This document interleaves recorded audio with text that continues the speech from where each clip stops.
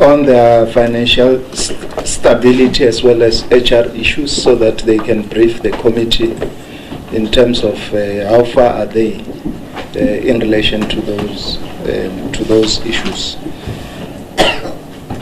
I hope we have got the agenda, all of us, because the agenda says the item which is following is introductions. And I'll start from this side and go to honorable members, and then from there we can go to my left-hand side. My name is Mati Bechtarage Baldwin. I'm the chairperson of the Select Committee on Communications and Public Enterprise. Honorable member. Thank you, Chairperson. Good morning, everyone. How are you this morning? We're all right. Okay, you look okay. That's fine. So I'm Lindiwe BP Umanqumalo, a member of the Select Committees. I'm also the whipper of this committee. Thanks. Good morning, Honorable Chairperson, Honorable Deputy Minister, ladies and gentlemen. My name is Tebogo Modise. I am the member of this committee. I'm representing Northwest Province. Mam Bibi is from KwaZulu-Natal. Yes. I'm representing KwaZulu-Natal. Okay. Thank you. Good morning, Chairperson, and all the members of the committee, and then also the Deputy Minister. My name is Andrew Arnolds. I'm a member of the committee, and I'm representing the Western Cape. Thank you. We want to. I'm representing Limpopo, Deputy Minister. We want to make sure, because members of the Select Committee represents provinces, so we must specify which province where I'm coming from. We are handing over to you, Deputy Minister, to end your delegation. Thank you, Honorable Chair. My name is Pinky Kikan. I'm the Deputy Minister of the Department of Communications and Digital Technologies. With me is the board of the SABC and the executives. They are led by the Group CEO. Let me, as well as the ADG, the Acting Director General from Communications Department, but let me allow them from the CFO towards the end to introduce themselves. CFO. Thank you, Madam Deputy Chair. Good morning, Chair, Deputy Chair, and Honourable Members. My name is Yolanda van Biljon. I'm the Chief Financial Officer of the SABC. Good morning, Honourable Members. My name is Matota Mtakwe, CEO of the SABC. Chairperson, good morning, members. My name is Bongomusi Makatini, Board Chairperson, SABC. Chairperson, Deputy Minister, members of the Select Committee, and everyone, good morning. My name is Lomvu Isobaki, Acting Director General Communications. Good morning, Honourable Members. My name is Bernadette Muthian. I'm a board member of the SABC. Good morning, Honourable Members, Chairperson, Deputy Minister. My name is Jonathan Tekiso. I'm the Group Executive Human Resources for SABC. Thank you. Good morning, Honourable Members. The name is Renee Lwelanga. I'm responsible for entity oversight in the department. Morning, Honourable Members. My name is Pindile Vumasonke. I'm also from entity oversight in the Department of Communications. Good morning, Honourable Members and Deputy Minister. My name is Rendani Museta. I'm the Acting Deputy Director General at the Department of Telecommunications. Thanks. Good morning, Chair and members. My name is Frank Niemann. I'm the Acting CFO for the Department of Communications. Thank you very much. After introducing yourself, you can move to that side. Yeah, honourable members, I don't want you to... I was surprised already. This honourable member, I don't know. Who is this? who's this honorable member that I don't know? You can move to that side. We can do the introductions at the back. Good morning, honorable members. My name is Amanda Zindlani. I'm the committee assistant. Morning, Chair, honorable members, and DM. My name is Millicent Ting from the Office of the Minister. Good morning, honorable members. My name is Ruanam Temple from the SOS in the department. Good morning, honorable members. My name is Ntabele Mukitimi. I'm in the Office of the Minister responsible for communications. Good morning. My name is Babalo Denzel from Eyewitness News. Good morning, honorable members. My name is Angela Mubeni and I'm a parliamentary liaison officer. Good morning, honorable members, Minister. My name is Ayanda Tish, responsible for parliamentary liaison in SABC. Good morning, honorable members. My name is James Chikwambana, Provincial General Manager, SABC Western Cape.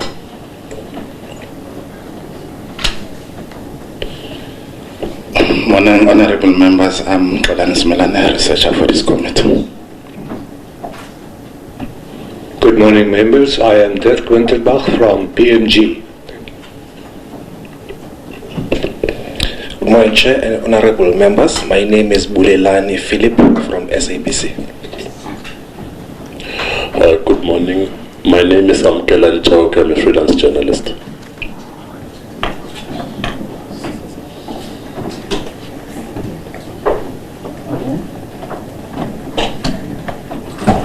Morning, I'm Joseph Musia from SABC News.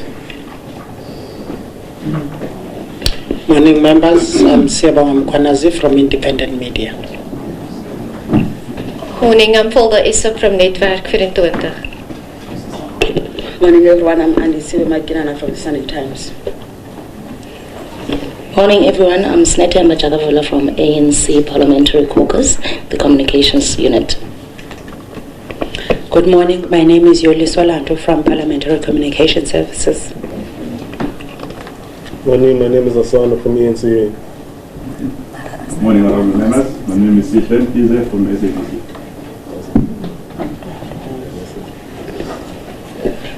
Morning, everyone. My name is Eric Boskati. I'm the Cornell Advisor for the committee. Good morning. I am Pumelele Loli Sibis. I'm the committee secretary. Yes, Mr. Chair. There is only one member who is left. Let's just join us. My apologies for being late, Chairperson. I'm Armand Klitze and I'm a member of this committee representing the Free State. Okay. Thank you very much. We are moving to apologies. We received the following apologies. Apologies from Honorable Nyambi, Honorable Nana Nyambi from Pumalanga, Honorable Nana from Eastern Cape, and Honorable Smith will join us. He's still in other commitments. We also received apologies from Honorable Ngwenya from Gauteng. They are attending an executive committee meeting at the office of the Speaker. We also received an apology from Honorable Minister Ndaveni Abrahams. Those are the apologies that we received here on our desk. I'll check with honorable members if the apologies are in order. Honorable Bibi. Thanks, Chair. Yes, we do accept the apologies. Thank you very much. We have got an agenda in front of us. We had already started, but we must formally adopt that agenda so that whatever we do, Honorable Modise. Yes, Chair, I move for the adoption of the agenda, Honorable Chair. Honorable Modise moves. Secondment. Honorable Anos second. Thank you very much. We are going to receive a presentation by the SABC. Like we said, we requested that they come and brief the select committee on the issue of financial sustainability as well as HR issues. I will hand over to the Deputy Minister as the head of the delegation will direct us in terms of who will do the presentation. DM.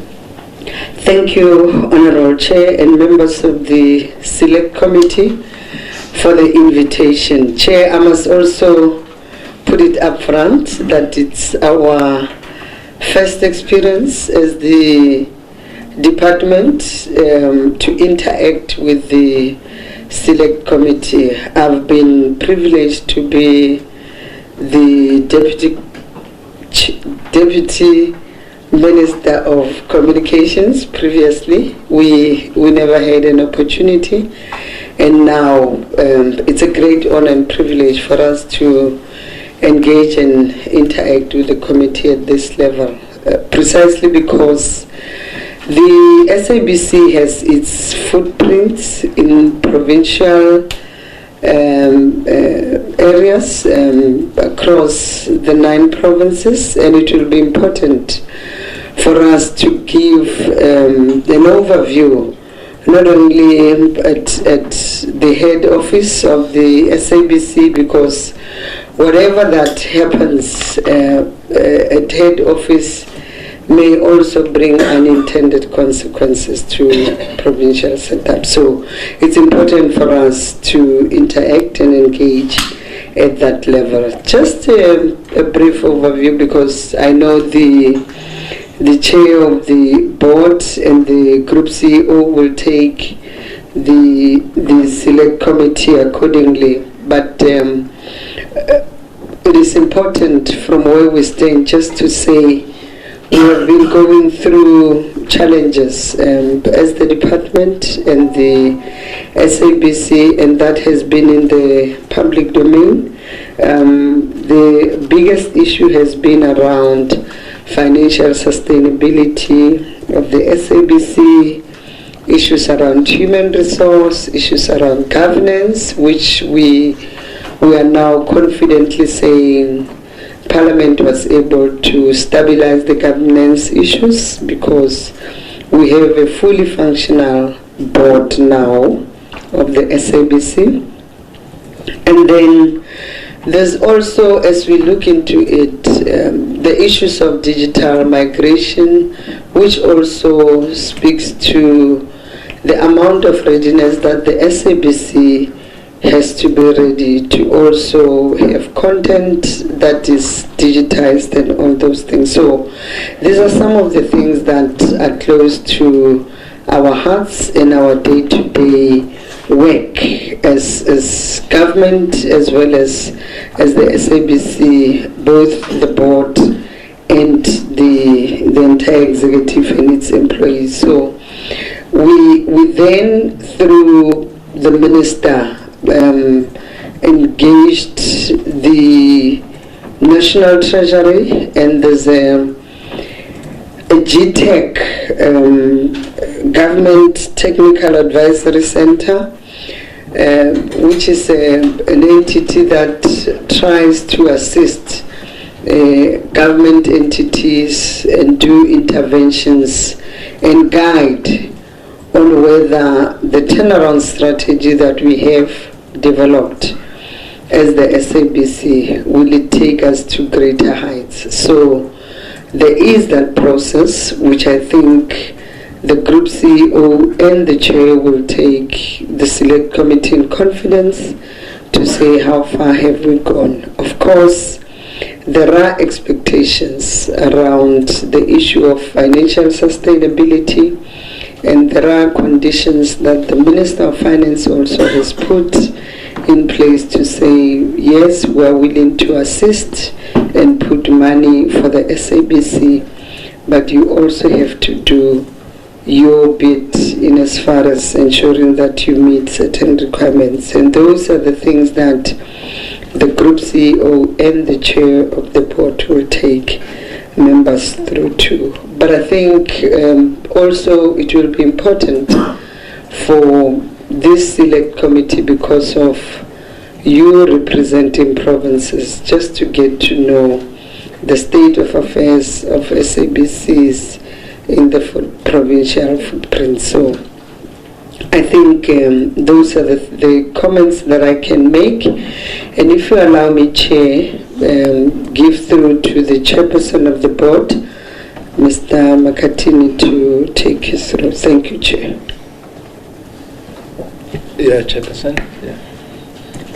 Thank you, Deputy Minister. Thank you, Chair. Greetings, members. I just firstly want to confirm that we are aligned with the Chairperson in terms of why we're here. We are requested to come and brief the committee on 2 items: financial sustainability and the human resources. So the presentation in every document that we have talked to what we were requested to prepare. So, but in briefing you with that, we'll also share with you what's the SABC mandate, so that we have an alignment and understanding of what SABC is expected to deliver and work on. But also bearing in mind the context of where SABC finds itself, we'll also share with you what are the main things that contribute to our dire financial situation, so that we have a comprehensive understanding of what got us where we are. And then the CEO will take us through the strategic roadmap in terms of what has been put together to try and tackle the challenges that we face. Board member, Ms. Muthian, will then take us through slides that will cover our mandate, like I've said, and values and other items. Then from an HR perspective, Mr. Tekiso will take you through where we are with the implementation of the performance management system. He will also share with you what are the risks that we face considering our financial situation in terms of our ability to honor our obligation when it comes to our employees every month. There's also a big component that talks to consequence management.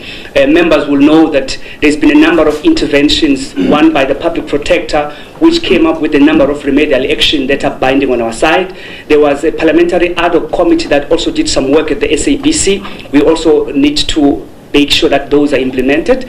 SIU has been also requested to help with the investigation. They've been given 2 proclamations to drive a number of investigations. So when you talk about consequence management, the work that is being done in that area is informed by the Public Protector's report, Parliamentary Ad hoc Committee, SIU investigations, Auditor General, as well as our own internal forensic investigation. So that's what the HR presentation will cover. Moving on to the finance presentation, which will be presented by the CFO. That presentation will give you a sense in terms of what's been happening with the SABC in the last 10 years, you know, so that you get a comprehensive sense of how we've been performing and what are the issues that we've had. She will also take you through the challenges, financial challenges that we face as the SABC, but at the same time we'll also share with you what measures have been put in place to try and address our issues. And those measures will cover both revenue growth and cost containment, because at the end of the day, if you're running an entity like SABC, it's about monitoring your revenue and making sure that you're managing your costs down. The CFO will take us through that. The other element that she will touch on is issues around recapitalization and how have we prioritized the money that we're hoping to get, the 3.2 billion. There's specific things that we need to do, and one of those, 3 of those things is trade and other payables. We're sitting with a debt of about 1.8, 1.9 billion. So a big chunk of that money will go and settle that. We also need to invest quite a bit on content. And when I talk about content, I'm talking about that content that is compelling, quality content that can help us get ourselves out of the situation that we find ourselves in. The last priority for that money that we are hoping to get talks to capital expenditure. As the SABC, we haven't been able to maintain our infrastructure. So we've got a lot of issues around compliance with occupational health and safety standards. So there's quite a number of work that needs, a lot of things that needs to be done to make sure that we are fully compliant. So in essence, that's how our presentation is going to flow, and that's what we've prepared for the committee in line with the invitation letter that we got. So I'm going to request Ms. Muthian just to cover a few slides. Then after Muthian, the CEO will take us through the roadmap. Then the CFO will talk to the financials. Mr. Tekiso will cover the HR elements. Thank you, Chairperson. Very fast. But you were able to follow what you were saying. No, Honorable Member, Board Chair is saying you are very fast. So, but he was able to follow what you were saying. Yeah. Okay. Thank you, Chairman. I'm going to cover 4 slides as fast as the SABC Chairman had done. Slides 3, 8, 9 and 13 respectively in an updated presentation. And so we'll start with the executive summary. As the only national public broadcaster, the SABC must offer a range of informative, educational and entertainment programs that showcase South African attitudes, opinions, ideas, values, talent and artistic creativity. Secondly, programming must be in all the country's official languages. It must offer a plurality of views and a variety of news, information and analyses from a South African perspective and advance the national and public interest. Thirdly, as a custodian of the country's diverse cultural heritage and expressions, the SABC is a platform for the expression of the hopes, dreams, and aspirations of South Africans, be these past, present, or in the future. The SABC must deliver on its public service mandate while operating in a rapidly changing business environment. Lastly, factors that are structural and symptomatic have impacted on the SABC's viability over the past years. These have led to the situation that the SABC is currently finding itself in. To recap the vision of the SABC, it is to become the leading, credible voice and face of the nation and the continent. Its mission is a high-performing, financially sustainable, digitized national public broadcaster that provides compelling, informative, educational and entertaining content via all platforms. And now to the very last slide, which relates to the strategic roadmap of the SABC.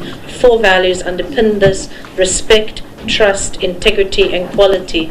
Respect will be our currency in our engagements internally and externally.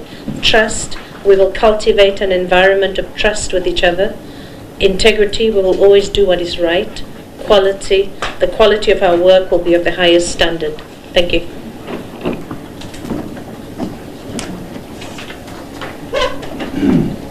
Yeah, they are following the footstep of the chair. Everyone is fast.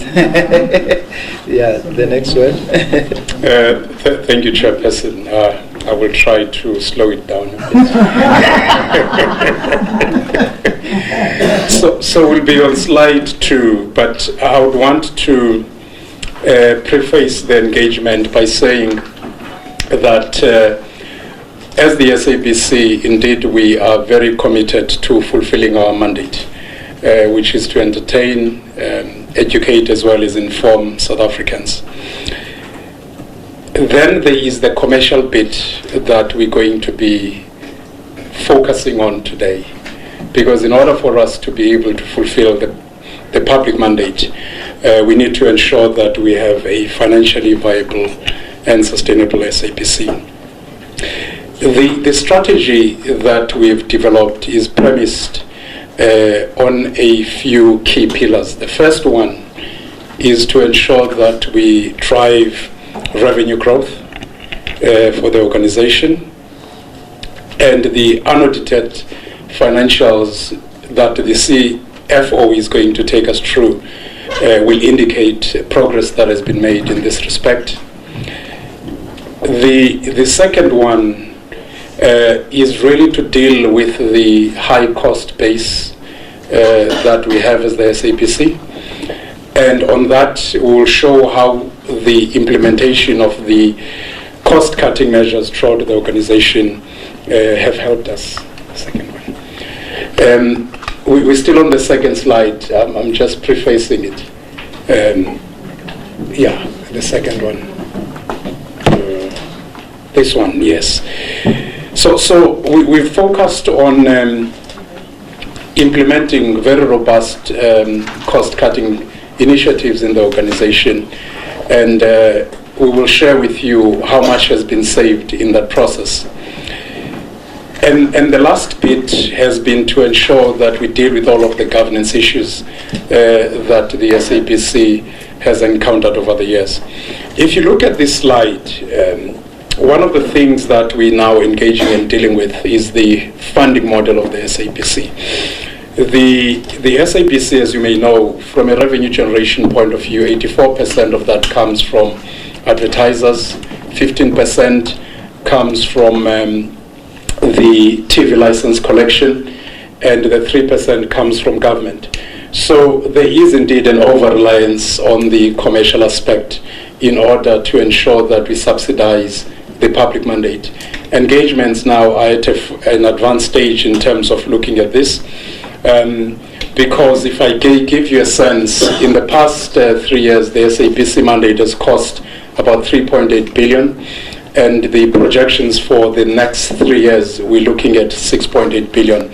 And this is why the department is working very closely with us in terms of getting into a model that will help with the financial viability of the organization. No, go back. Here, I think one of the things I need to highlight, there's, owing to the global slowdown in economic growth, as well as the fact that a lot of advertisers have reduced the spending when it comes to advertising in industry, you will see that a lot of our clients have substantially reduced their spend on advertising.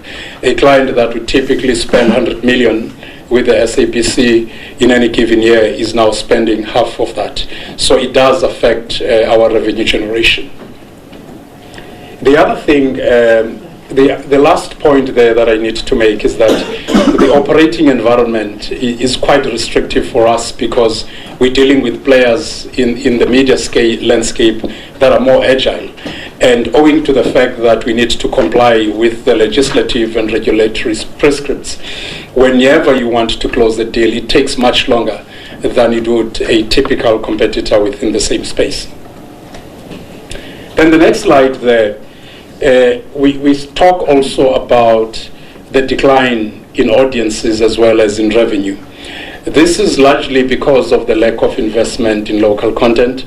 As you know, in our business, audience drives revenue, and when the audience numbers are low, inevitably it's going to affect your revenue as an organization. The other point that I just need to highlight is the last point there, that we've been implementing the strategic roadmap that was approved by the board in July. And this has, despite all of the issues and the pending financial injection, it has really helped us to drive revenue, as I said earlier on, to cut costs, but also to deal with all of the governance issues. And I always say the issue is that you do all of these concurrently to ensure business continuity. And here, owing to all of the severe liquidity issues that the chairman alluded to earlier, we're owing about 1.8 billion. And I'm very thankful to all of the suppliers as well as the clients that help us to be afloat, despite the fact that we cannot pay them.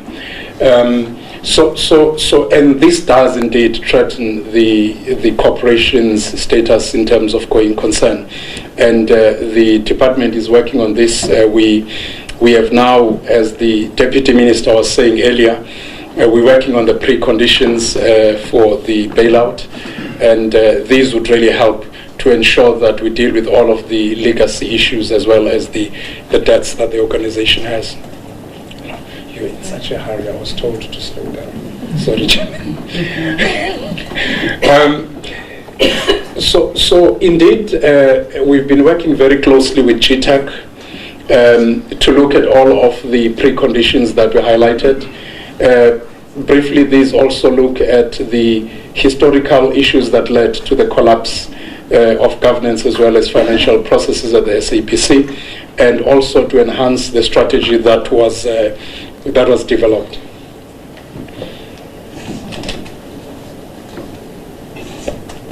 One of the things that we've also done, we've worked, if you look at bullet point 3, we've looked at other revenue enhancements mechanisms, because it was important for us to get different revenue streams, particularly in this very tough economic environment.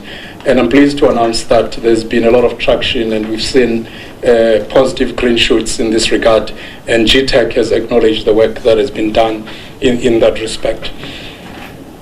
At the heart of this is really to look at the costing and the funding of the SABC's public mandate to ensure that the organization is sustainable going forward.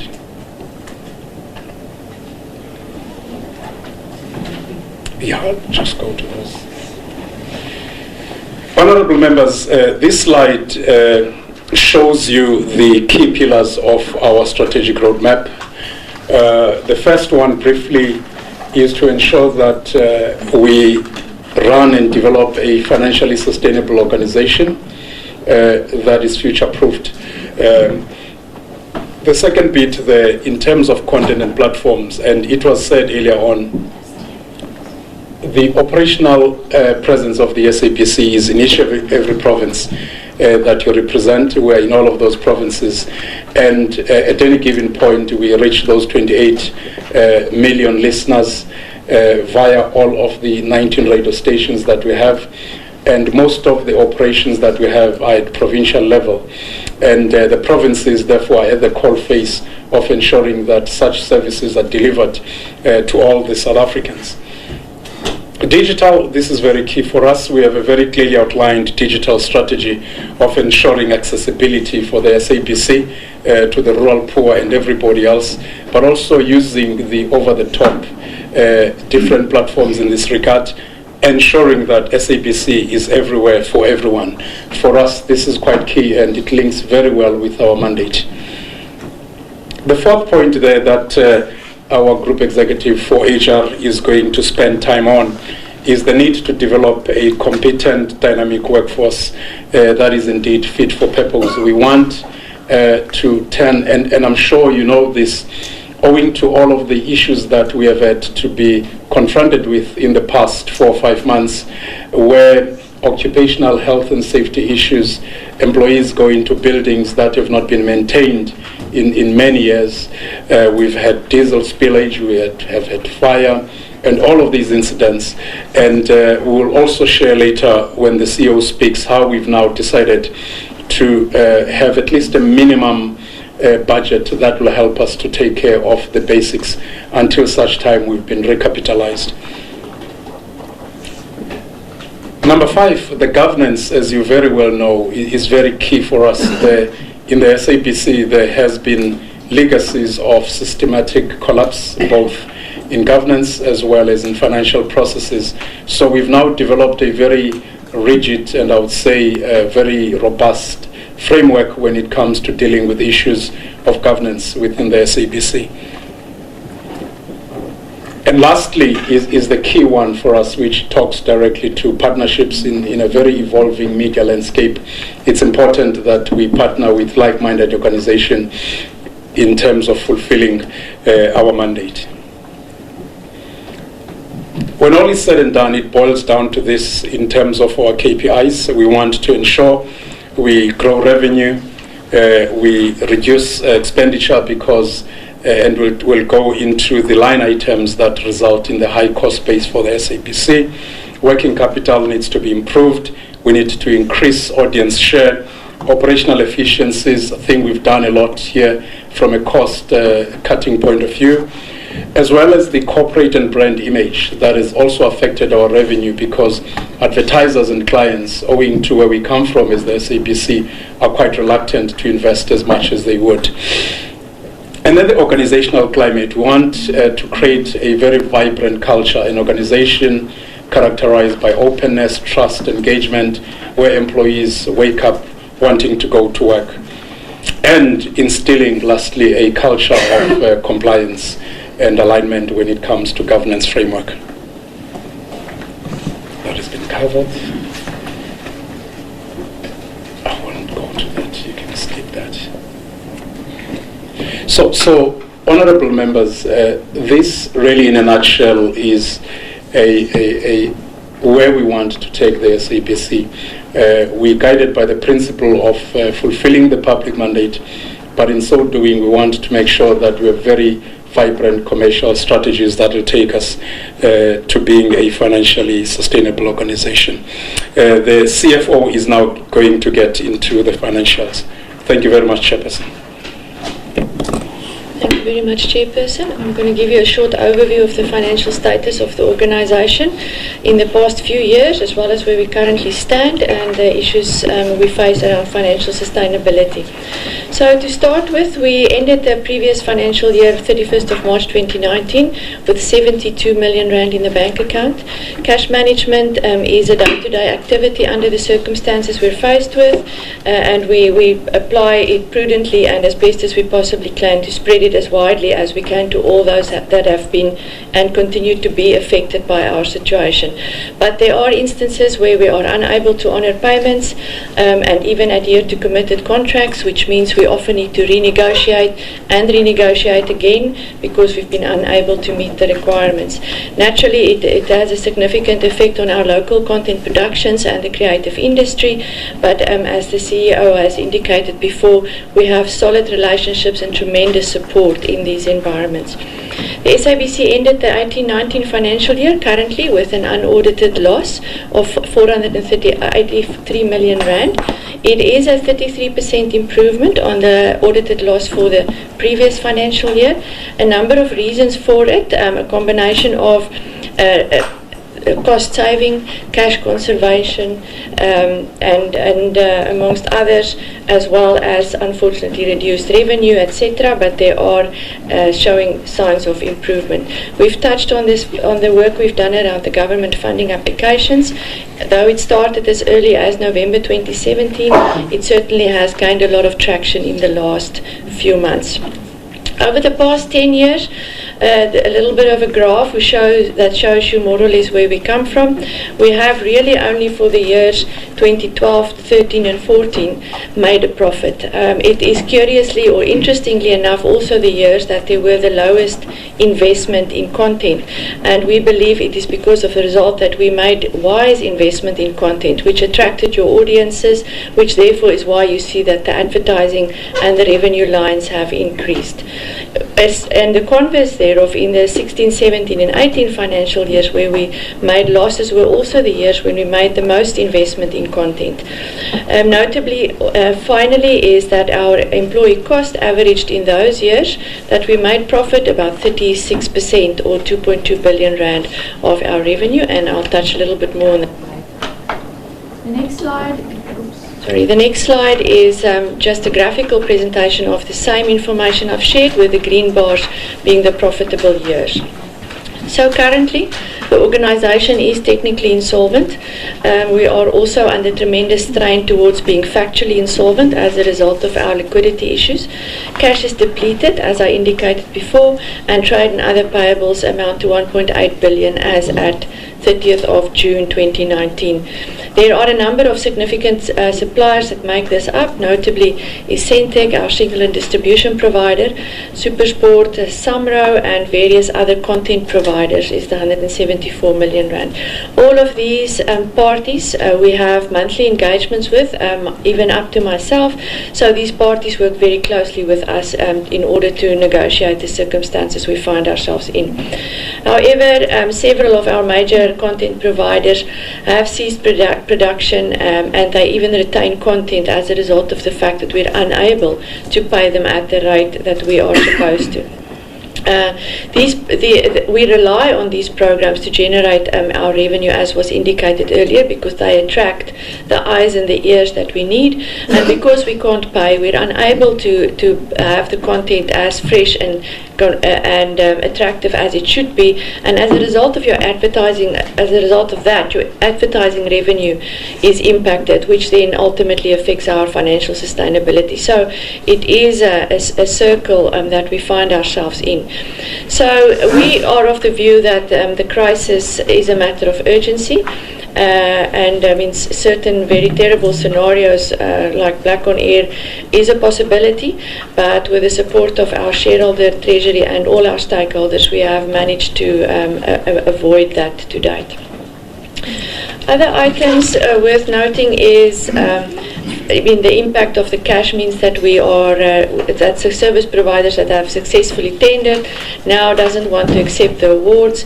We note a demand, increasing demand of upfront payments. The CEO referred to the maintenance that is being impacted because we're unable to pay it as we need it and invest in it. We are all familiar with the sports rights situation where we are unable to acquire what the public of South Africa is interested in. Simply because we're unable to afford it. We also do not receive funding for events of national interest, and therefore we also take a different view these days in terms of how we approach those. Nice cost-saving initiatives for what it is worth and making use of technology. So we do try to bring these events to the public. It's just bringing it in a much more efficient manner. And then by now the Companies and Intellectual Property Commission does follow up with our organization on a monthly basis in terms of the status of where we find ourselves at, and we have a comprehensive engagement with them. But yes, in terms of the Companies Act, we are not currently adhering to what is required in terms of the Act, as we are carrying on business recklessly, and that could lead to gross negligence being defined as what we are doing with the intent to defraud and trade under insolvent conditions. So it means that the director's liability is affected, and acquiring any new debt may also further increase the risk of negligence on the director's part. So these are important considerations of the management of the organization as we engage in our day-to-day activities, because this is a very real threat that we need to confront ourselves with. But we have taken a number of measures, as was indicated by my chairperson and the CEO in the past year, to address the situation to the best that we can with what is in our ability. As such, cost containment and cash conservation has become a theme of the day. Through these initiatives, we have managed for the year to date to preserve about 524 million rand. I call it preservation because it means that we are reducing our investment in content. We are also not investing in marketing as we should. You can see the kind of numbers there. The impact of that, as I indicated earlier, is then ultimately that the revenue unfortunately also reduce, but in an effort to balance all the payments that we need to make and ensure that the priorities of payments are adhered to, we are faced with daily tough choices as far as this is concerned. To give you a sense of the other kind of cost containment initiatives, for example, there is a very stringent moratorium on the filling of vacant positions. We have changed the way we use freelancers in the province for sporting events, etc., and we make use much more from of support in this respect from the Auckland Park office. We utilize internal campaigns and e-billing, for example, so the use of technology allows us to save cost. We have stepped up the monitoring of all consultation, legal services, and other kinds of invoices to make sure that the services are either rendered internally or very, very prudently make use of outside services. Significant cost optimization in travel and accommodation, large numbers that we're talking here, by solid negotiation and just working on the discipline in the organization, and even things like printing management, etc. All of these things contribute us to saving on the bad cost so that we can allocate more of our cash to either be able to settle our payroll or to be able to invest in content and to settle the few creditors that we are able to and have commitments to.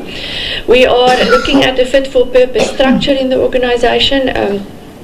Because of a number of things, the organization has not refreshed this model in probably 15 or 20 years, so it doesn't reflect best practices that you expect in high performance organizations, and we are working towards that. I've spoken about the important relationships we've had. We have also recently concluded an audit of our property portfolio, and as such we'll be developing a property strategy which will include the investigation of the disposal of non-core assets, in other words not broadcasting assets. It also takes our focus away from what we do. So we have a lot is in the public domain about the acquisition of sports rights, and we carry on to try and do this in a manner that supports the sustainability of the organization. Another funding initiative that's been explored every year in terms of the mechanisms available is the MTF submissions, and we do continue to engage in that respect. Over the long term, however, we are of the view that the review of the regulatory environment and the framework in which the organisation operates will be critical for permanent sustainability. Again, you find ourselves in a situation where the framework in which we operate is not necessarily geared for a 4IR kind of future, and we need to be able to respond to what our audiences want in a manner that is tech savvy, so that digital pillar of everywhere for everyone is what we're striving to, and we must rely on our regulatory environment to support us as far as that's concerned. This slide includes a number of specific strategies. You can ultimately not save yourself out of trouble. We need to grow the revenue. We are acutely aware of this, and in this respect, a number of activities have been identified. We have a significant inventory in terms of airtime, both on television and radio, where we're looking at innovative models to be able to explore this asset we are sitting on. TV license collection models is always a topical conversation, and as such, we're enhancing it with website enhancements and other online payments, all to make it more easy for people to be able to settle their TV license. Of course, that conversation becomes so much easier if you have content that attracts people and that they're keen to see, and therefore that collection, despite your models, will be better if we're able to invest in the kind of content that is important for our audiences. We have government grant for about 280 million rand a year for specific things, and we utilize that as was agreed. Then I've touched on various cost containment measures already, so I'm not going to stop there again. Trade and other payables, I've touched on a lot of this already. Bottom line is it is a significant number. It affects our schedule stability, the type of content we need to acquire. It affects the production industry, as we're unable to invest in the manner we should. So the recapitalisation is meant to be able to help us to deal with the legacy that we have inherited about 2 years ago, when it started to build up specifically, and as a result of the liquidity issues have exponentially increased since. So we will be able to settle a few creditors in a manner that makes financial sense, and that is speaks of good cash management. And then we will be able to again revive the creative industry and the production industry, specifically focused on the development of that industry. And things that we have been unable to secure, specifically if you look at our OHS environment, we will again be able to bring all these kind of things up to the regulatory standards that are required. I've touched on the investment in content, critical that we build up a little bit of an inventory. It allows us to plan in advance, up to 2 years in advance. If you get that schedule stability, your advertisers have certainty, and they're able to invest in that future with you. And that's where we are aiming to get towards, to attract and retain our audiences, because it will ultimately have a positive impact on our revenue. Capital expenditure is another item that we have requested funding support for. Number one, our technology is outdated in most instances, way past useful life and longevity in general. And as such, quite a significant investment is required in this respect to gear us for the digital world that we faced with today. And we need to improve operational efficiencies. You can see the kind of examples that's mentioned there. Significant investment is required in that respect. I've touched on the OHS items. And ultimately, the quality and uninterrupted broadcasting of programs on TV and radio is why the SABC exists today. So investment in latest technology and systems that will enable the organisation to compete with other media entities for audience and revenue is critical. There's tremendous competition, and the guys have big pockets, but we are prepared to take them on. At this point, I'm going to hand over to our Group Executive, Human Resources.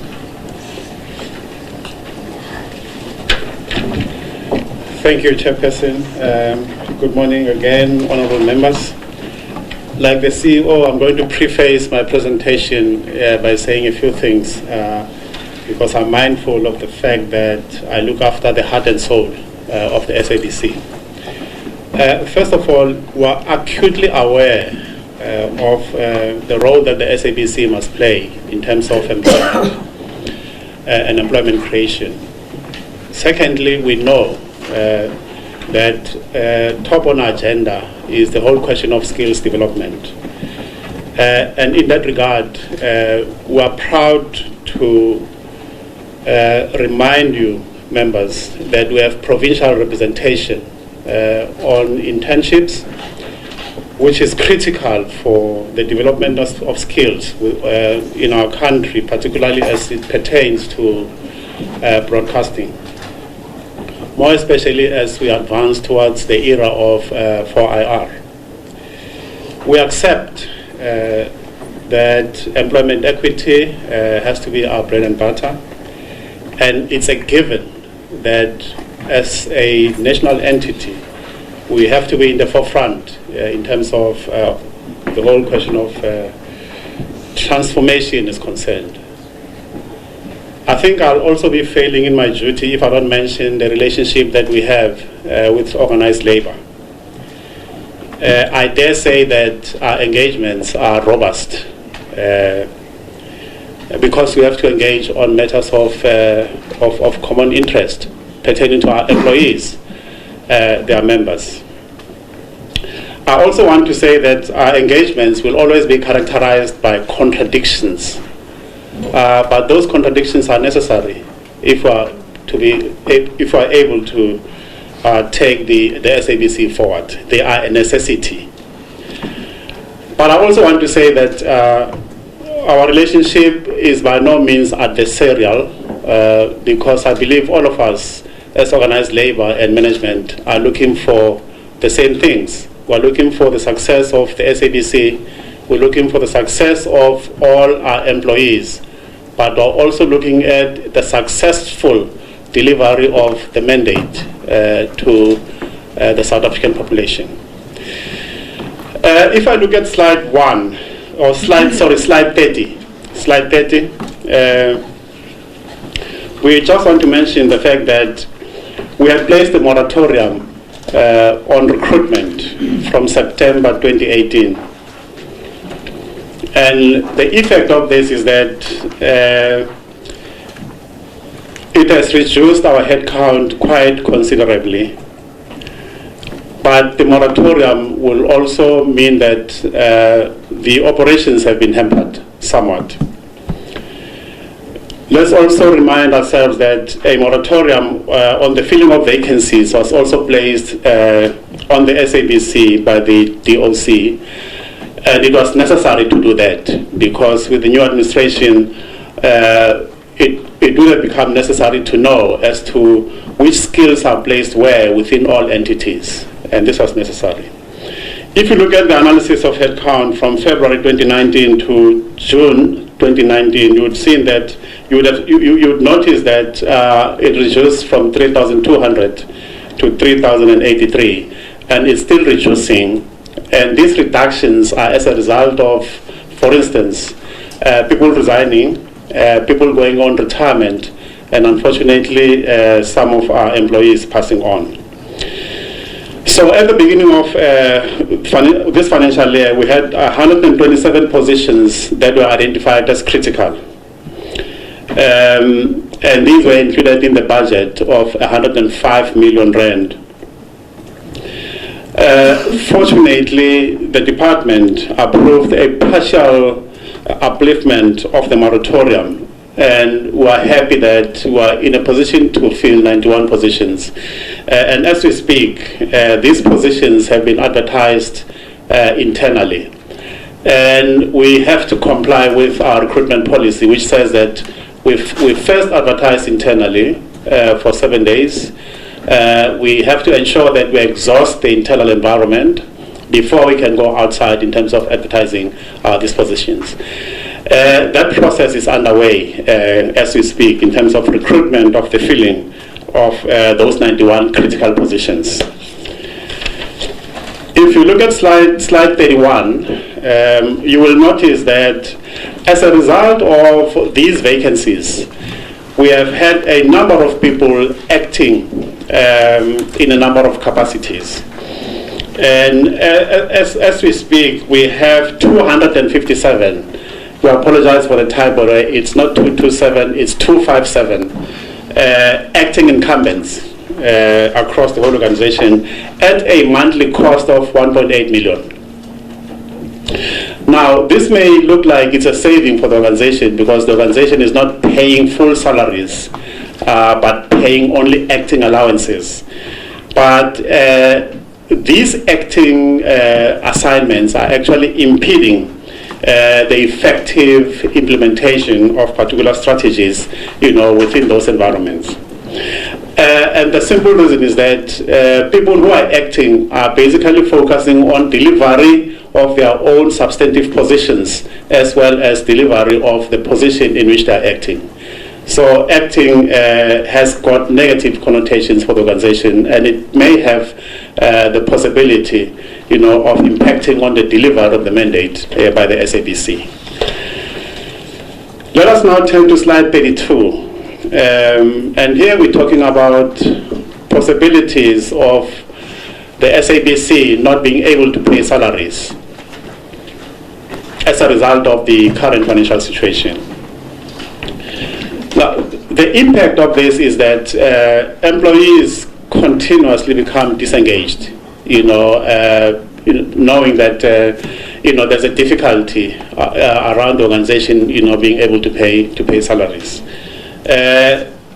Now, there's a risk that if the organization is not able to pay salaries, organized labor might take action, in terms of approaching the respective dispute resolution institutions, and it might place difficulties, across the organization. Let me now turn to slide 33, and you will notice that on this slide we're essentially talking about issues pertaining to the organization's attempts at trying to implement performance management since 2012.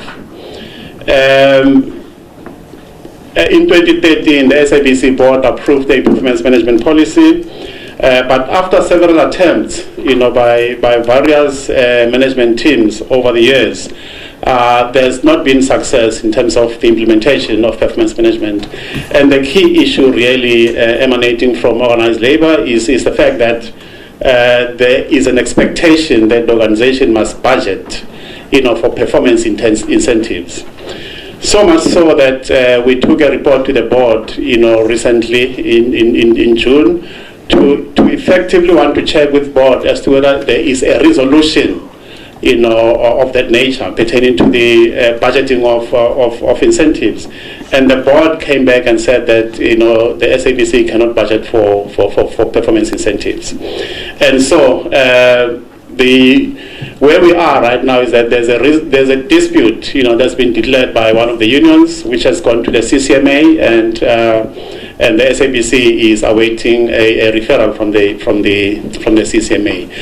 But it's not doom and gloom in the sense that we had a meeting yesterday with organized labor, where there seems to be headway as far as coming to some kind of conclusion is concerned on the matter.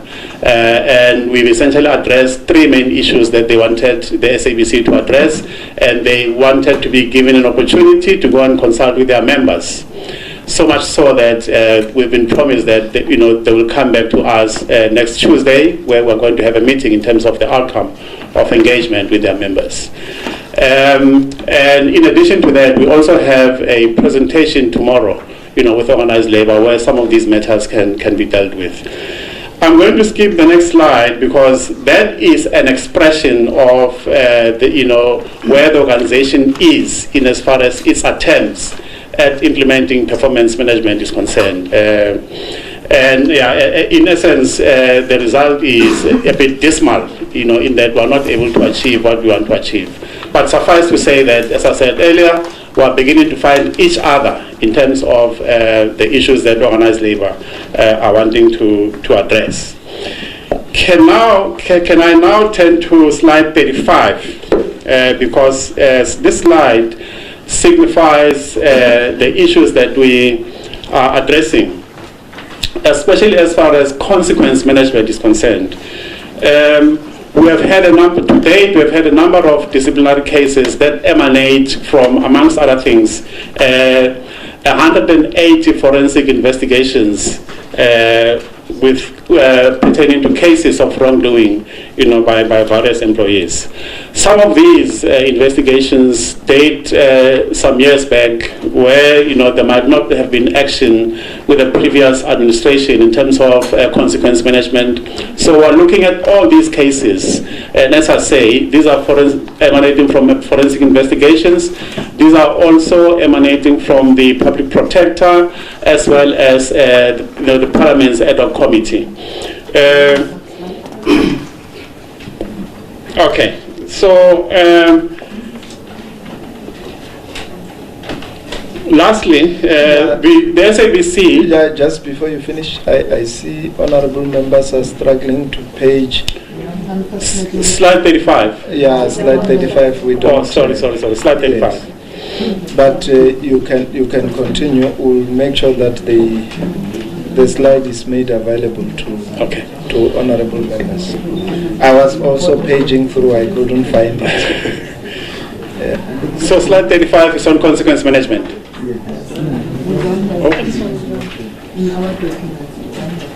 Chairperson, sorry, we don't have page 35. Ours ends at page 33. So that's why we are a little bit... Yes. Yeah. But you can talk to it. The staff will be arranging the document for honorable members. Okay.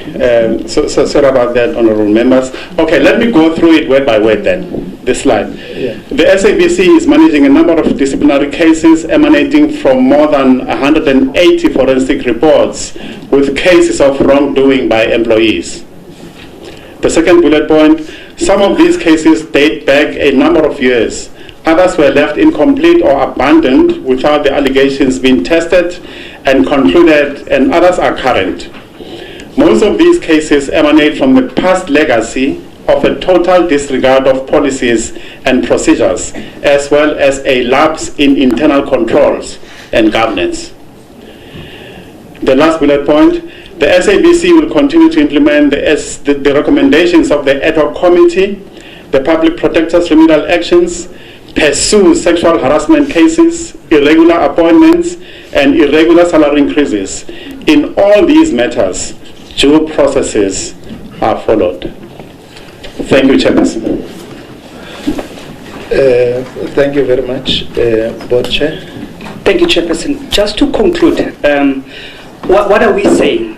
We're saying since November 2017, SABC put forward a request for funding. That's how long we've highlighted our financial dire situation. But in spite of all of that, the employees of SABC, being led by the executives, with the support of our clients and the shareholder, we've been able to keep the business going. We've been able to fulfill our mandate. I mean, if you recall, we had a very successful coverage from the SABC side of the elections, the best coverage ever, which shows that the executives that we have and our employees have given their best in spite of our difficulties. Though it's been tough, we've been able to cut our losses by 33%, which is a significant achievement by these executives. And when you look even at that 480-something million loss, about 400 million of that talks to the issues of sports right, which is something that we are addressing aggressively. We've also been able to grow revenue. You know, the reality is in broadcasting, it's about having compelling content, quality content that can attract advertisers. But with all of those limitations, this team has been able to deliver.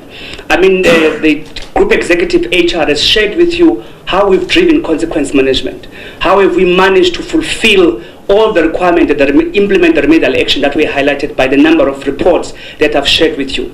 So all really that we need, you know, if we can get that financial injection, how much more we can achieve if we've been able to achieve so much with very limited resources. And I want to thank our clients who continue to invest with the SABC, thank the executives as well as our employees who continue to work hard in spite of the difficulties. Thank you, Chairperson.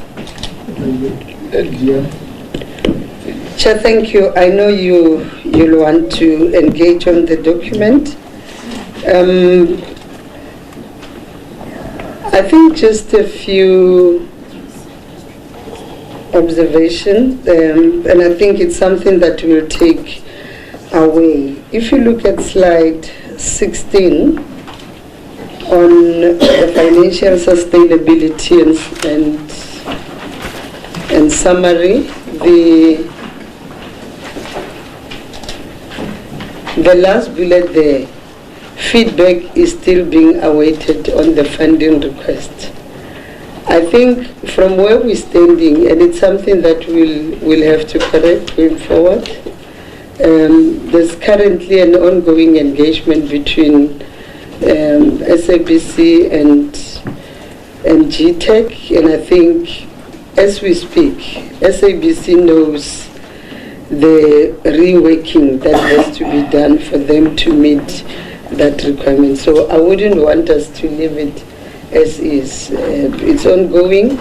There's feedback from GTEC preliminarily, and the SABC knows what GTEC expects us to do. So I don't want us to leave it as is, as if Treasury is not responding to some of the things that we're saying. So that's the one thing. The other thing, it's on slide 20 on the sports rights.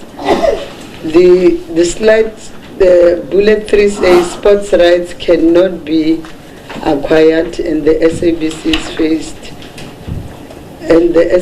is facing increased public pressure. We need to update the committee on that one, because you see, Chair, one of the things we normally do is to use this opportunity just to update members of parliament on developments that are taking place. So I'll want the group CEO also just to say, this is how far we have gone, because if we leave that bullet the way it is, it's like the sports rights have not been acquired. So I'm just saying, those are the observations I have made. And I think it will also just be important. I know the chair is saying we are working as per the invitation of the committee, but because you are a different committee, you are a select committee of provinces, you also want to just, without going deeply into these things, and I thank the HR executive for what he has done. There are vacancies. These vacancies also impact on operations of the entity. But he also says there are critical posts which we think have to be filled, and some of them may have been taken care of by the current budget. What does it mean? What we are not saying is that, for instance, I'll give you an example of the Northwest. There are challenges in the Northwest, and here's an opportunity for us as the SABC and the department to say, there's a challenge in the Northwest. This is, without even going deeply, Group CEO. There's a vacancy in Limpopo.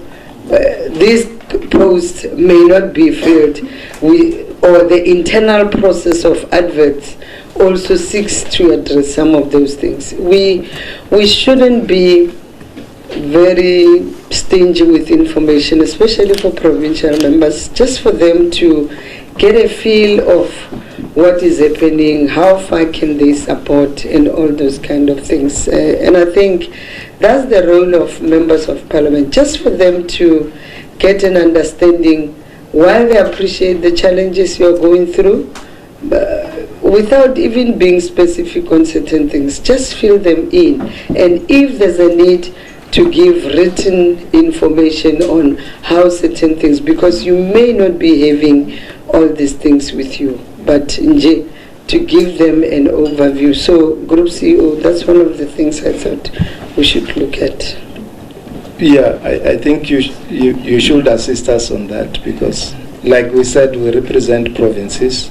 It might not have been here on the request, but when we go to our constituencies in provinces, when they ask what is happening with Mganalone FM, Palapala FM, Trovela FM, I must be able to answer from Limpopo. Ukhozi FM, we must be able to say this is what is happening. As public representatives, we should assist. Even if you can't give the whole details, you can bring a report that members of the community can share, but just a highlight, an overview of what is happening in provinces. Then I will allow members to engage on the report. Yeah. Thank you, Chairperson. Let me indicate first that we were required to send a presentation a few days before. So a lot of update or movement happened yesterday in terms of getting, for example, the response from National Treasury and the DOC. We got it yesterday. So by that time, we had already submitted the presentation. So some of the things may not have been updated in the presentation that members have, and for that we apologize. But just a quick update, we've managed to reach an agreement with the PSL and Super Sports on the sports right. But of course, we have other organizations like SAFA. We are meeting them sometime this week to see if we can also reach an agreement. But there are also other sporting codes that we still need to engage with. And it is in that context that there is this drive to get those contracts agreed in a manner that is beneficial to both the SABC and those organizations. So that work is progressing. But so far, with the intervention and the support we got from the minister of our own minister and the Minister of Sports, we've been able to reach an agreement with Super Sports and PSL. I'll hand over to the CEO to cover other items. Thank you. Thank you, Chair. As I had said earlier,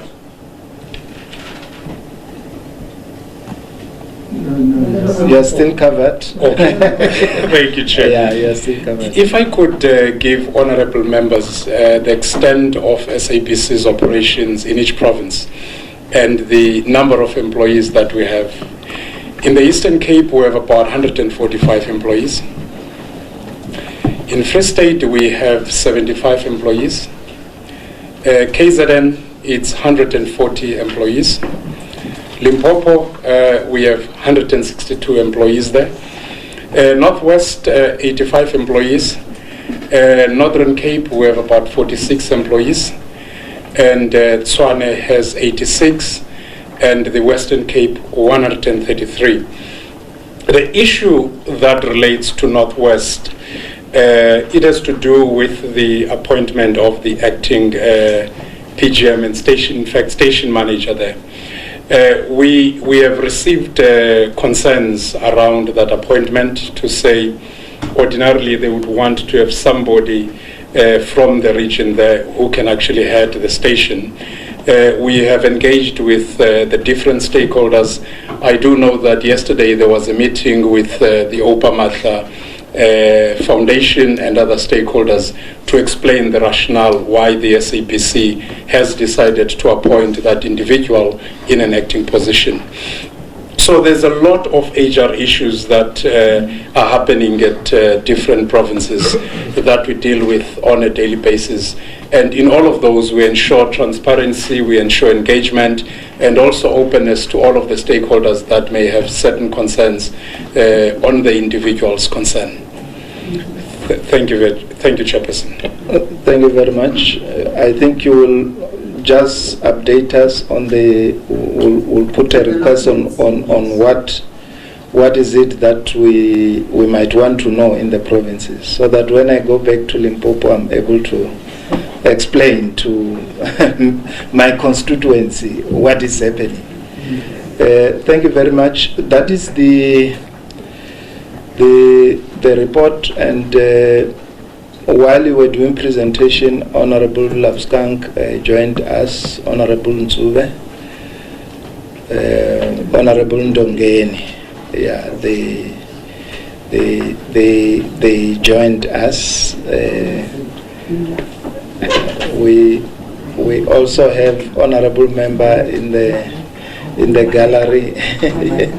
Yes, she's part of us. We are happy. She's here. She's not a member of the committee, but she joined us.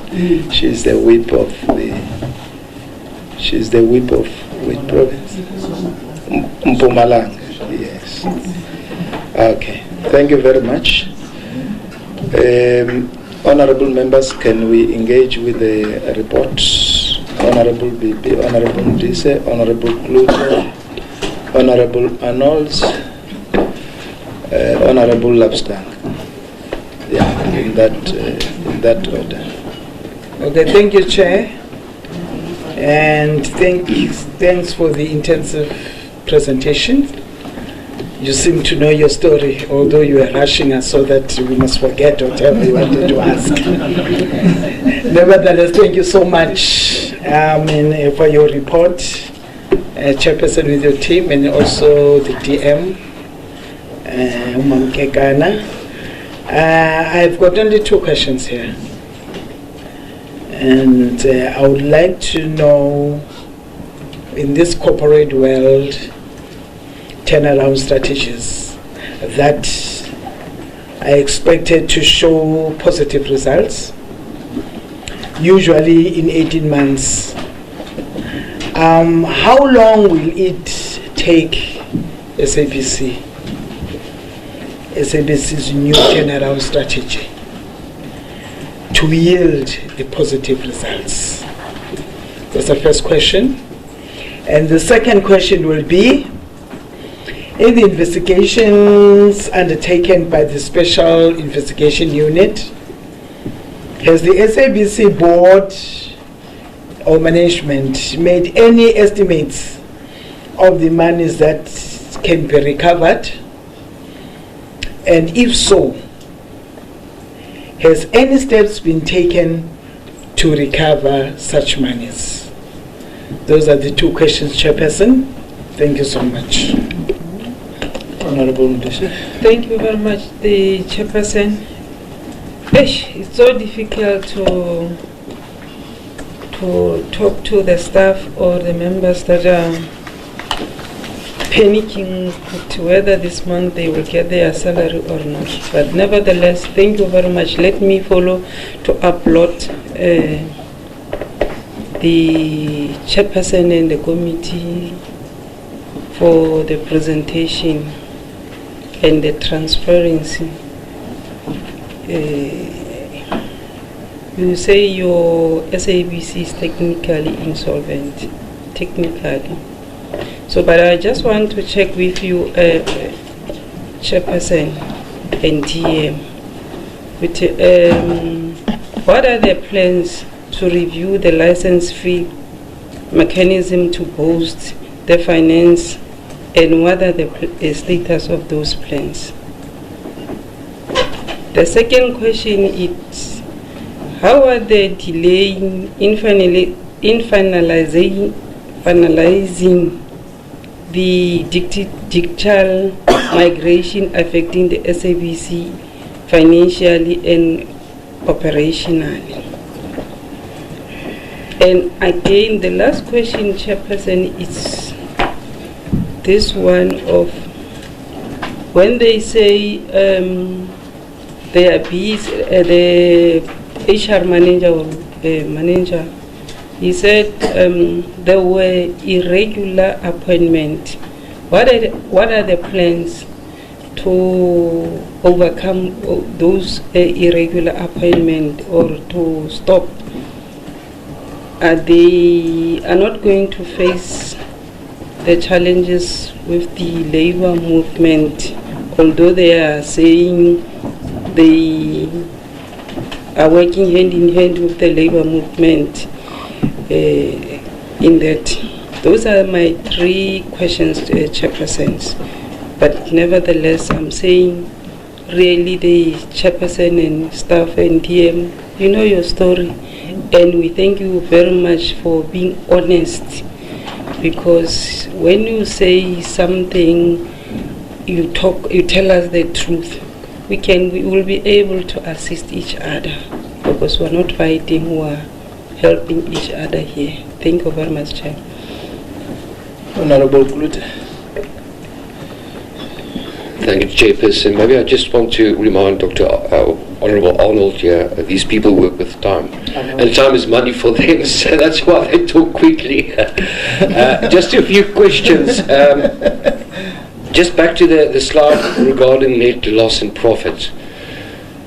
Maybe the management can answer, the general manager can answer me this. Between 2012 and 2014, regarding management and maybe content, it's two questions. What exactly did the SABC do writing that down? Especially in content, I mean, if you look at content establishes your brand, your trust, and it establishes income. So what did they do right? You guys do right between 2012 and 2014. The whole issue on black on air, that if we have a look at the time frame, when are we looking at black on air? And that's the difficult question for you guys. If things persist as they do, when is the black on air coming? It's like ESCOM's or day zero for that matter. A technical question, maybe someone can email us this information. How much airtime was not sold according to inventory in the last financial year? Because that's going to be an interesting figure as well. So airtime available was not sold, but you can mail us that if you don't have that now. Then you say you have an over-reliance on the advertising revenue. As a broadcasting corporation, you need to have a advertising income. But so what do you mean by an over-reliance? Just as a point of clarity. And then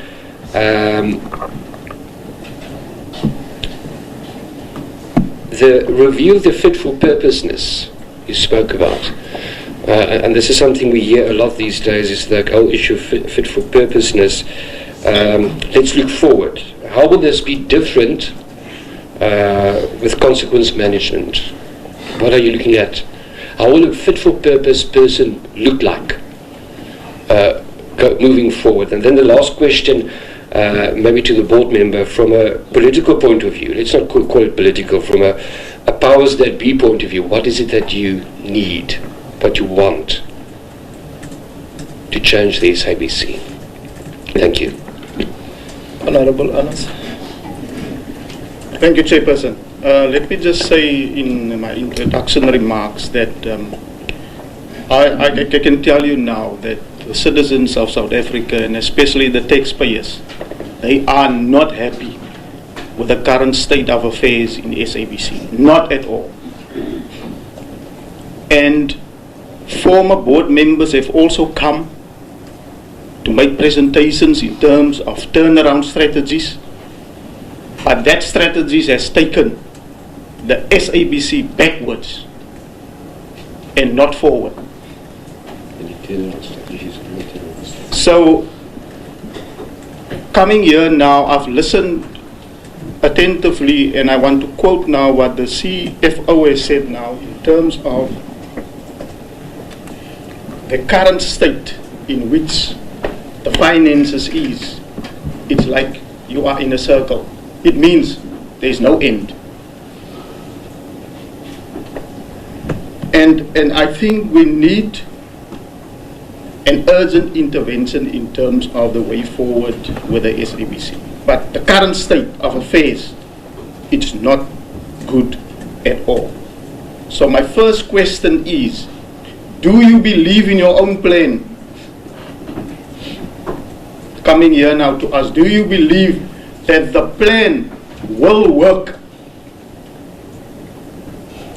And the other thing that I want to raise here, because there's a lot of issues that has impacted the SABC negatively in terms of what I'm going to mention also now.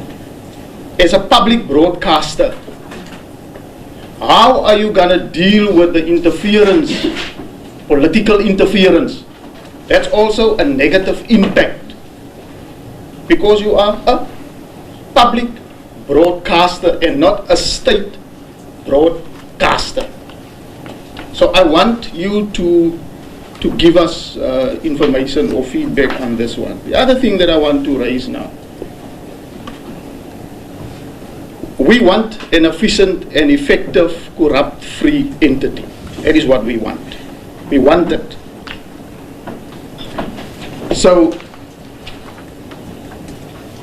the HR person that has spoken here, you have mentioned about 180, more than 180. You can't come here by us before the portfolio committee and select committee and tell us more than 180 workers of the SABC currently wrongdoing and all that. You must give us the total amount, because that is not informative for us in terms of the information that you have given us. Then the other thing that I want to raise now, you must give us more details in terms of other revenue sources. And what is those other revenue sources, and what is the total amount that you are looking at going forward with the SABC? Then, Chairperson, I think I will raise another round, maybe in another round I will raise some of the other questions that I have, just to go through what their presentation has highlighted. Yeah, thanks, Chairperson. Thank you very much. Honorable Lofton. Thank you very much, Chairperson. Sorry, I was late. I had some other responsibilities that I had to attend to. Thank you for the presentation. I would like to start off with, and the question is asked in various ways by other members. I want to put it straight out there. You said that you ended this financial year with only 72 million rand. I want to know, as we are sitting here today, what is the amount of money in your coffer? If I can give you a personal thing and say, in my account, I have so much, 1,000 rand or whatever. What is in your account? And yeah, that's the first question. Then I would like to know, a few things to explain, to get clarity on that is, you referred to a few times to regulatory and policy issues, all right? I would like to know, in the review of the policy and regulatory issues, if the following things are going to be, or it hasn't already been addressed, or will it be addressed? The 90% local content policy, that was actually one of the reasons that had a devastating impact on the revenue that you could create. Maybe that is where everything started. I don't know. I want the feedback from you. As well as you're talking about the must carry, the revising the must carry regulations. If that has been revised, I know that it will benefit SABC. I would like to know what it would be the effect of the rest of the industry in comparison to the effect on you as well as the rest of the industry. And then also, in general, what acts, what regulations, not only regulations talking about, if you talk about the regulatory framework, normally we talk about legislation. Is there specific legislation that you would like to amend, or are you talking about totally new legislation? And also the time frame that we are looking for that. Yeah. Then someone mentioned that in spite of all this situation, you grew revenue. Okay? I would like to know what was the main component or the main part, or in what area did you grow? Was it, or what was it that enabled the SABC to grow revenue? And then on the solvency and the reckless spending and that thing, that's stated in the report that the CICP is monitoring the situation. I would like to know what is the what on an ongoing basis or on a monthly basis, what is the report, what is the agreement or whatever there is between, because at the moment it is contravening the Companies Act. How long will it be tolerated? What will be the consequences if that has been going on an ongoing basis? To say to us, to me, it's monitoring what would be the consequences. Yeah. Then the fit for purpose structure that somebody else also referred to, I would like to, you mentioned there that the possibilities is to review the operating model that is like buildings and vacant land, but also referring to stations and channels. What exactly do you mean by that? And if you talk about stations and channels, what is the thought and the time frame around that? And then I want to go back, and I'm going to be very controversial. I would like to ask, how many people, for TV we pay licenses, for radio it's a free-for-all. So somebody asked about the time that has been sold, but do you have a knowledge of how many people paid, or how many people should pay licenses, right? And how big is the audience, if I can say it like that? And what would be the most detrimental thing if you have to cut some of your services? Would it be TV or radio, or would it be certain sections on both of those things? Do you understand what I'm asking? And then the last two questions is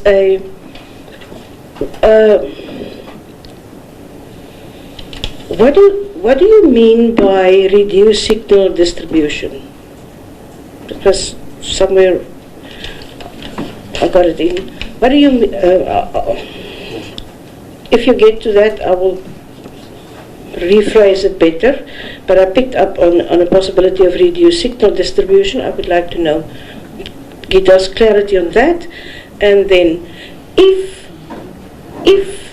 the requested amount or the rescue package that you still has no clarity on is going to be given to the SABC, what change would it bring? Because will you be still in an insolvency state? And how long will it be take? Because I'm sitting here, it's my second term, and every year I hear the same story about a few agencies or state-owned enterprises. And the question I need to know is, if it's been given to you, where will the SABC be, and for how long will it be able to perform its tasks and functions before there's another request? And then the amount of, there was an amount mentioned of 524 million that was preserved by one or other way. And maybe I'm not a financial boffin. Maybe I misunderstood it, and then you can correct me or can tell me no, you don't understand it. But that has been sort of saved or preserved or whatever. And on what is that going to be spent? Or is it an amount that is spendable, or is it just a figure of sort of financial language that I don't understand? Thank you. Thank you very much, honorable members.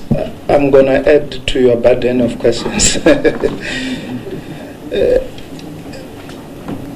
The first one, I acknowledge all the questions that members have asked. The first one is, you said the multinational advertisers have reduced the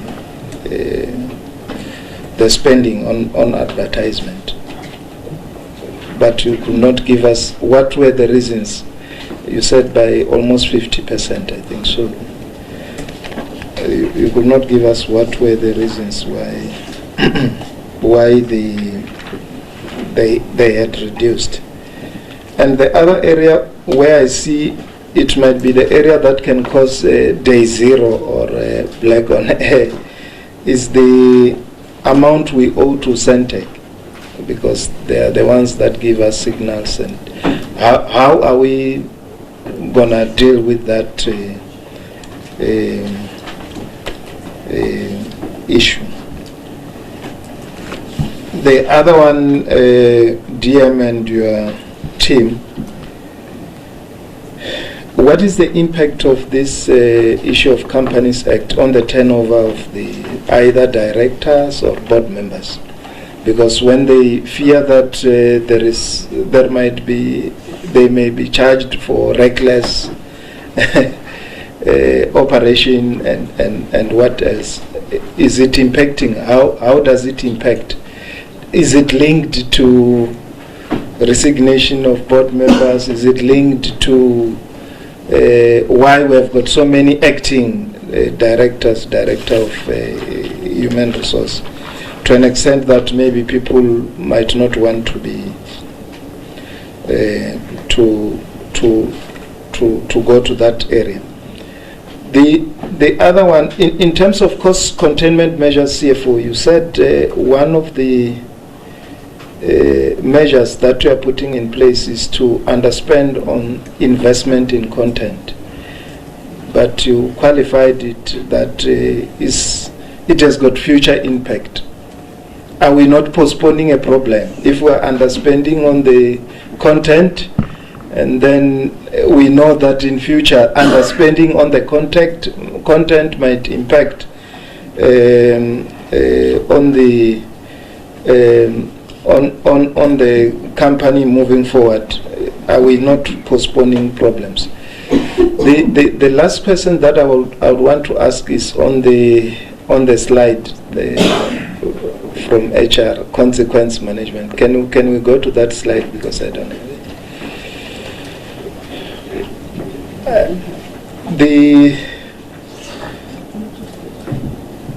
The slide, the last, yeah, slide 35. Yeah, slide 35. I think in terms of that slide, we could not get how far are you in terms of all the processes, more especially because you are just saying number of disciplinary cases. We don't know what number is it. Some of the cases date back a number of years. We don't know what years are those. I think we should try and be specific in terms of where are we in terms of the implementation of consequence management in relation to the all the cases brought by ad hoc committee, public protector, as well as the SIU. We need to be specific, and also to say in which level of management are those employees that are cited there, that you put as number of disciplinary cases. In which levels? Are they at senior management level? Are they at the lower level? I think those are the questions that I can add. Thank you very much. You can, dear, over to you. Chair, let me allow the operational people to deal with it, from the group executive to board members. I'll come at the end. Thank you. Thank you, Chairperson. Thank you, honorable members, for those questions. We'll share those between myself, the CFO, as well as the GEHR. The first point is, when is the turnaround expected to show results? Like any strong strategy, what is really needed is the capital injection for it to be successful. We had said earlier on that we developed and implemented the strategy starting last year in July. So far, we've been able to ensure that we drive revenue, we reduce costs, and deal with the inefficiencies in the system. So I would say, like any solid turnaround strategy, would need at least between 18 to 24 months to ensure that there is, though you already have those positive green shoots in terms of what we've done in the past 12 months, but more time needs to be added, and especially the dire need for financial injection. The issue of salaries is quite a big concern for us. What we've done in terms of whenever we do our budgeting monthly, this is the priority item. We want to ensure that the staff are paid, and the second would then be all of the other suppliers that we'd be owning.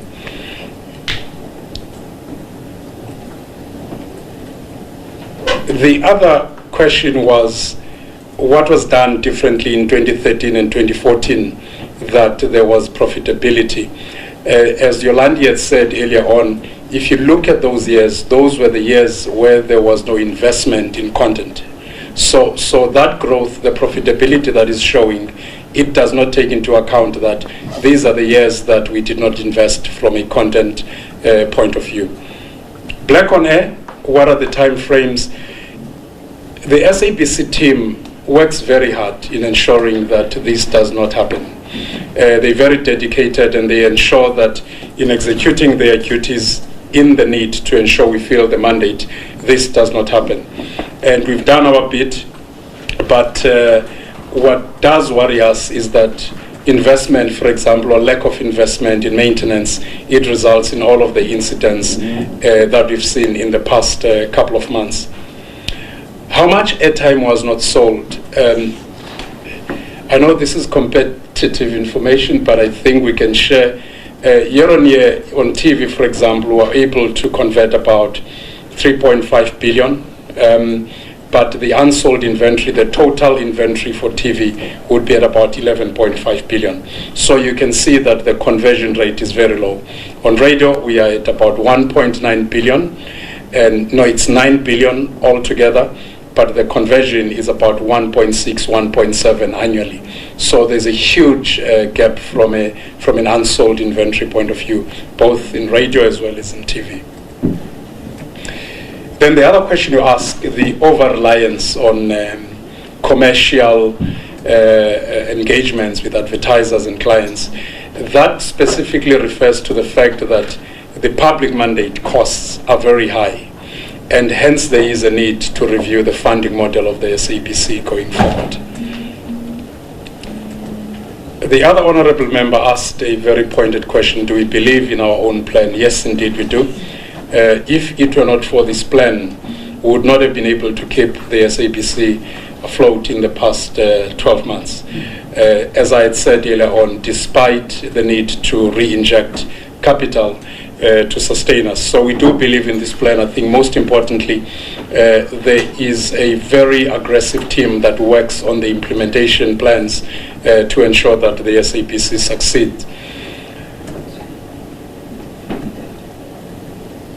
Certainly, the point that you make on having an efficient and corrupt-free SABC, we are busy dealing with all of the legacy issues, but very importantly, we're putting in place internal controls that will ensure that whatever happened that was not in line with governance does not recur.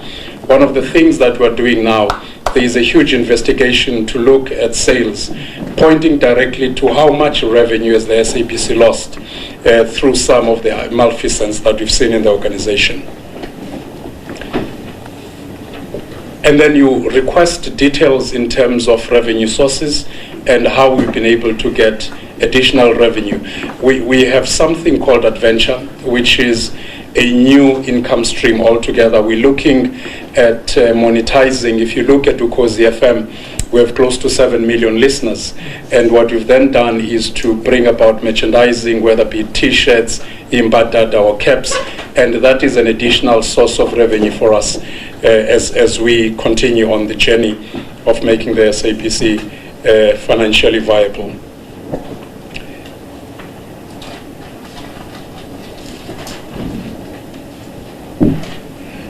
How many people should pay licenses, TV licenses? and how big is the audience? That was the question that the honorable member asked. In terms of the database that we have about 9.6 million accounts, if you look at the Stats SA figures.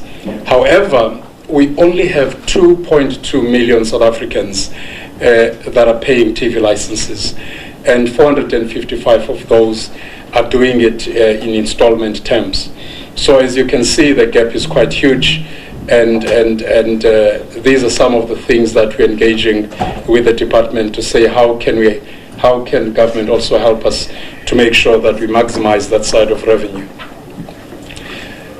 The point that we made there about reducing signal distribution cost, those costs are quite huge for us. Every single year we have to pay just over $1 billion for the signal costs, and we are now working with the department as well as GTEC to look at doing a proper valuation of all our signal distribution throughout the country, and to see how can we rationalize some of these, and looking at the impact as well as the reach of the radio stations that we have. Chairperson, you asked about the reduction in advertising spent from some of the multinationals. The reason, clearly there are the economic downturn, that's the major one, but also the reduction in budgets, because you must also remember from a business point of view, whenever you're going through a very tough economic situation, advertising as well as marketing are the first thing that any person cuts. So we're beginning to feel the pinch. But also the governance issues, I meet with our clients and advertisers quite regularly, and what is coming out clearly is that from a reputation point of view and where we come from, there have been concerns there. So if I could then ask the CFO to cover some of the questions that I've not dealt with. Thank you, Chairperson. Thank you, Chairperson. I'm going to also try and address them in order. License fee review plan and the status of the plans. So in the last 24 years, I believe we had 8 increases in the license fee. We have in the last few months proposed or investigated a possible increase in the fee and investigated in the context of the economic challenges in our country and what could be affordable, and we have presented it to the department, and we are awaiting the outcome of that. As for the net profit and loss in the 12 to 14 years, we are of the view now that our investment in content, which takes place about a year before you put it on air, was wise. So it was compelling and attractive content, which meant that there were more people who's interested in it, means that there's more advertisers who's willing to explore your audience reach, which is the circle I was talking about. So if one of those factors aren't addressed sustainably, then you remain in that bad circle.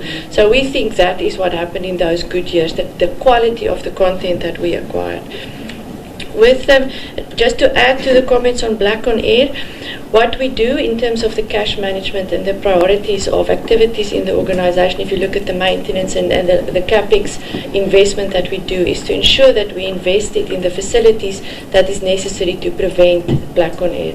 The cash we have goes towards paying electricity, water, these kind of critical operational requirements to ensure that our account is not suspended for some reason because we didn't pay.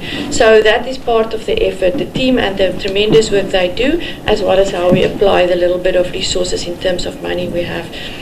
Over-reliance on advertising, I think it's also on the traditional advertising. In the digital world, you need to have advertising on multiple platforms. Your advertisers, however, want to see one person who represents all of these multiple platforms. And then we need to be able to transition to this digital environment. And we're not there yet. And we need to be able to explore that to balance the funding resources that you have access to. I did briefly touch on the circle, sir. I hope I answered your question. The circle can be a good circle.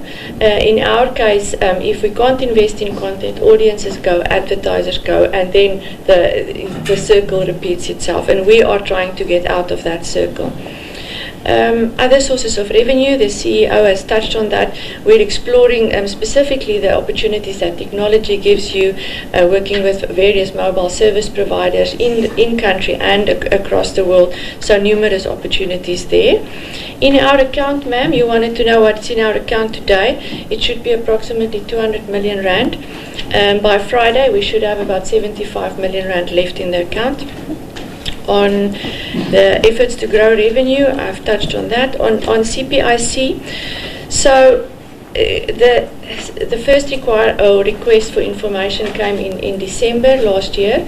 Since then, also at year-end, because the organisation finds itself under public scrutiny on a regular basis, so they are obviously aware of what is taking place, and hence they proactively engage with us.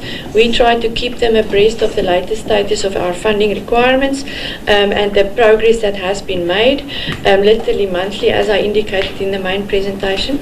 The consequences, however, are pretty dire, because effectively we need to be able to issue a notice to our creditors to indicate why we are not going into business rescue.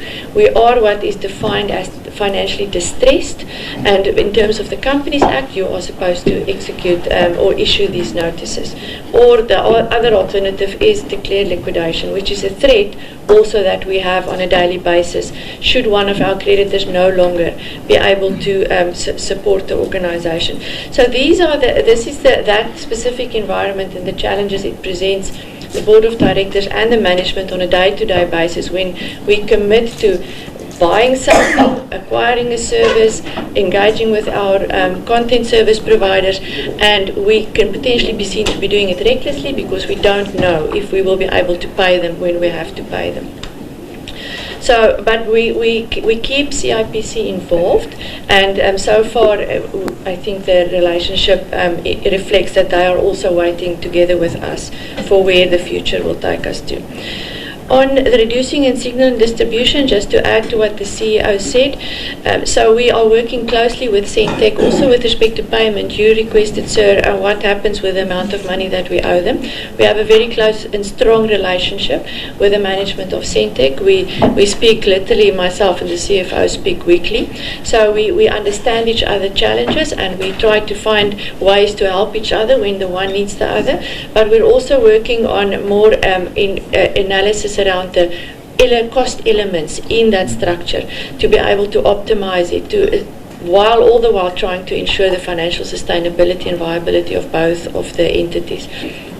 But again, the digital world of now effectively impacts also on their business model and how us and them work together. So those conversations are also ongoing. On the rescue package, what change will it bring and for how long will it be? So from the CFO's perspective, a significant part of the rescue package deals with our trade and other payables. The 1.8 billion that has built up because the revenue reduced over time, the internal control failures and all the stuff that we know of resulted in this creditors balance building up. So a significant portion goes towards just addressing that past. The rest then, but significantly less in terms of quantum, is anticipated to build up a content inventory so that we can come out of this circle of literally receiving a program yesterday and having to put it on air today because the production house was not comfortable to hand it over to us. So to be able to get out of that circle, stabilize the production environment, our content providers, that will allow us to firm up our schedule for up to 2 years into the future. Now, I mean, you may find that if a specific channel you watch, there's constantly changes in programming, in time slots, etc. But a lot of it is as a result of the uncertainty in our financial circumstances, because we couldn't invest in a specific program, we couldn't early enough invest in the production thereof. When we needed it, now we can't put it on air, which means we either go into the repeat strategy or we need to change other things around. So to be able to get out of that vicious part of our circle is to be able to build up a little bit of content investment, bring stability, finalize our schedule for a 2-year period so that you can give your advertisers comfort in terms of stability, because the investment they make in our world is also impacted when we move programs around or move it between channels and those kind of things. So, and then the last part of the investment goes towards Kpis. As I indicated, our organisation is old. It's 83 years old this year. There's been not sufficient investment in Kpis and revitalising the organisation for the time and day we live in to be able to respond to the needs of the current circumstances. So there's quite a significant investment in that. For example, you hear about the OHS matters. We have to replace all the lifts in Auckland Park. You heard about the issues that had us in the news the past 4 months, 5 months. That's 160 million rand investment. The lifts are 15 years past lifespan. We keep them together by really just making ad hoc investments and repairs and maintenance to keep them going. And in fact, I think on an average day there might be 3 of the 39 working in our buildings in Auckland Park. The preservation, ma'am, and the spendable and saved, you understood it 100% correctly. So, in the context of earning about 400 to 600 million rand, 400 million to 600 million rand in an average month, about 260 million goes towards our salaries immediately. So that leaves you about 300, 400 million to apply to everybody else. Now, in the context of having 1.8 billion, which is overdue, we then need to make certain priority decisions. One of them is, unfortunately, the average content investment per month should be around 180 million. We have about 60 to 80 for that. So 100 million of that investment cannot take place. I call it, we preserve the cash to be able to pay salaries or to be able to fix the latest OHS issue and what we need to urgently deal with there, or to deal with a specific creditor that is under pressure. So that's what I mean with preservation. It is a bad preservation, sir. We should not have to do it because, like you rightly concluded, we move the problem to the future because we can't invest 2/3 of what we need on content, we impact on our audience in future and our advertisers, and there is the circle I keep on referring to. We also cannot invest in marketing. We need to be able to put it out there. This is who we are. This is what we bring to you. Come watch us. Come listen to us. We're here for you. We cannot do that, again, because we need to apply the money to a payroll, critical content, a little bit that I have, critical repairs and maintenance, or paying electricity and water, these kind of stuff. So you end up with a very, very delicate balancing act. Some months you're more successful than others, but ultimately we're really just in a spiral that will affect us in future again. So that's spendable and saved. I spoke about Centec. I spoke about the impact on companies, directors and the likes. Spoke about your questions, sir, around cost containment measures and postponing the problem to the future. So I think that's my figure. Chair.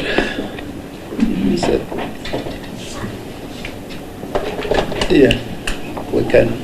Thank you, Chair. Oh.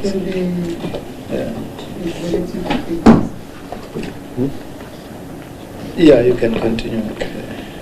Thank you, Chairperson, and honorable members. Let me start with the question around irregular appointments. The question was, what are the plans to stop irregular appointments, as well as challenges with organized labor? First of all, plans to stop irregular appointments, quite simply, it's about policy compliance. The organization is making sure that we all comply as far as the respective policy is concerned, and that is the recruitment and selection policy. By that we mean that the position must be advertised. The potential candidates must compete for the position based on their experiences and qualifications. And finally, a suitable candidate must be appointed based on having gone through an interview process that would have been presided upon by a panel of interviewers. That's the first thing. It's about policy compliance. Secondly, it's about the organization desisting from deviations. Line manager wants to deviate from a recruitment process because there's this particular candidate who seems to be the best amongst others.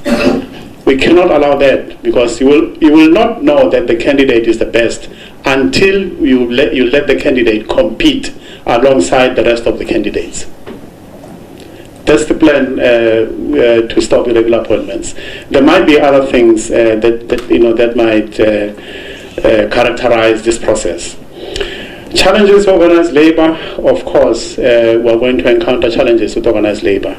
But let us understand the process that we followed around irregular appointments. The organization has decided, in order to make sure that we have somebody or an institution that's impartial and not connected to the process, we've decided to take the matter through to the labor court, so that the court can make a determination as to whether the candidate was appointed fairly or whether this was an irregular appointment. And so we anticipate that there will be challenges with organized labor, but the organization is confident that the approach that the organization has taken is a fair process. The other question was around fit for purpose. What does a fit for purpose person looks like? Once again, the SABC, in order to be in a position to deliver on its mandate, needs to make sure that it has people on board that have suitable qualifications. Secondly, the SABC needs to make sure that it has people who can fit into the SABC's culture. What do we mean by that? Because culture can be something quite difficult. We're saying that if a certain department's culture is about starting at 8 o'clock every morning, that will be the culture of that environment. And if somebody wants to factor in their own culture into that environment, maybe they become a misfit for that environment and therefore not fit into the culture of that environment. We are also thinking that a fit for purpose person is a person who has a high work ethic. And I believe all of us need to put shoulders on the wheel to make sure that we deliver on the mandate for all South Africans. And we all require a high work ethic. There might be other attributes, but I think that these are key, in terms of a fit for purpose individual.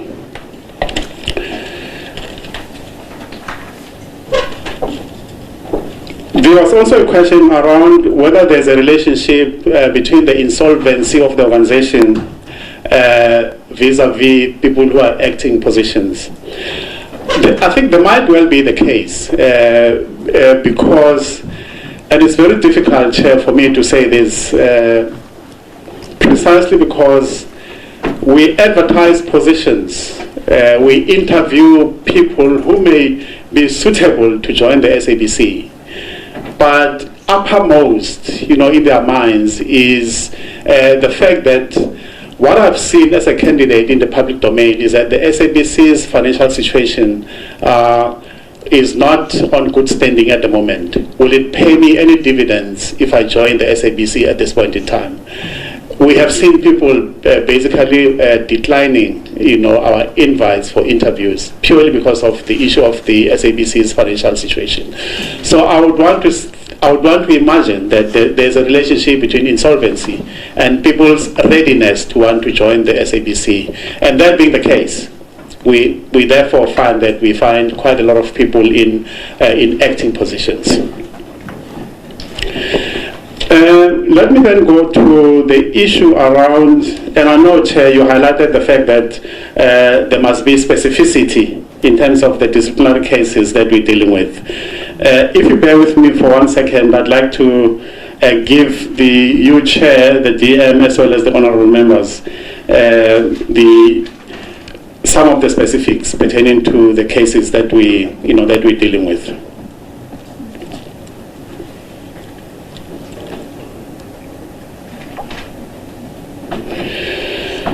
Okay, from June 20 2018 to date, we have concluded 91 cases. And some of these matters have now been referred externally for litigation, not all of them. As at June, we had 12 cases that were still outstanding. As at June last year, we had 50 cases of people being suspended on suspensions. Currently, as at the end of July, we're sitting with only 8 suspensions. And so, having said so, I'd also want to give you an indication of the disciplinary cases, because I know, Chair, you've indicated that you wanted to know about the levels of these individuals. Let me indicate that it starts at very, very senior level, at group executive level. So group executive would be a level just below the directors. We have had individuals leaving the organization, resigning in the midst of disciplinary inquiries. I'm just going to give you an indication of the nature of the offense. And there's a number of them, and I don't want to go through because it's a very, very detailed report. And I think the next opportunity we get, we'll make sure that you get that detailed report, very detailed. Let me give you an indication of the nature of offense. Dishonesty in that he contravened the supply chain management policy and process. The employee was dismissed in December 2018 and therefore referred the matter to the CCMA. And Chair, I really would like to provide the report. We'd like to provide the report, next time we come around, because it's very detailed. It goes to the heart of the cases as well as what the infringement was and what the outcome was across all levels within the organization. But before I leave this point, let me give you, Chair, honorable members, an indication of the sexual harassment matters, that we've dealt with. I'm sure all of us would be aware that there was a commission on sexual harassment which delivered its report in October last year. And out of their investigations, they identified 6 individuals who were sex predators or perpetrators. Of the 6, 4 of them have been dismissed from the organization after having gone through due process, and by due process is after having gone through a disciplinary inquiry. And I said 6, 4 dismissed, 1 was not found guilty, and the other case we're still busy with, and we'd like to think that in the next 2-3 weeks the matter will be dealt with and finalized. If you give me just half a second, Chair, I just need to check whether there's any question from HR that I have not dealt with. Okay.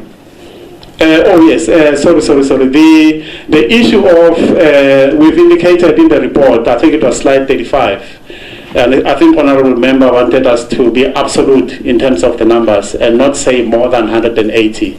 I've now confirmed that it is 180 forensic investigations. And so, out of the cases that I've indicated in terms of us having gone through due process, some of these matters would have come out of the 180 forensic investigations. Let me just add that the 180 is as at the end of June, and it is increasing. Thank you, Chairperson. Thank you very much, Board Chair. Thank you, Chairperson. I'm going to try and answer a few of the questions that were specifically directed to the board. There was a question around SIU and the work that they've done and how much we hope to recover. SIU has dealt with about 38 matters. Out of those 38 matters, 23 of them were DC matters. About 6 of them were criminal referrals. About 7 or so were litigation matters. Now, when you look at all the contracts that were the subject of SIU investigation, when you add them together, you get a figure close to R500 million. But here is a challenge. The main thing that has been found to be a problem is how these contracts were awarded. They were awarded irregularly. Now, a contract awarded irregularly does not necessarily mean that value was not delivered.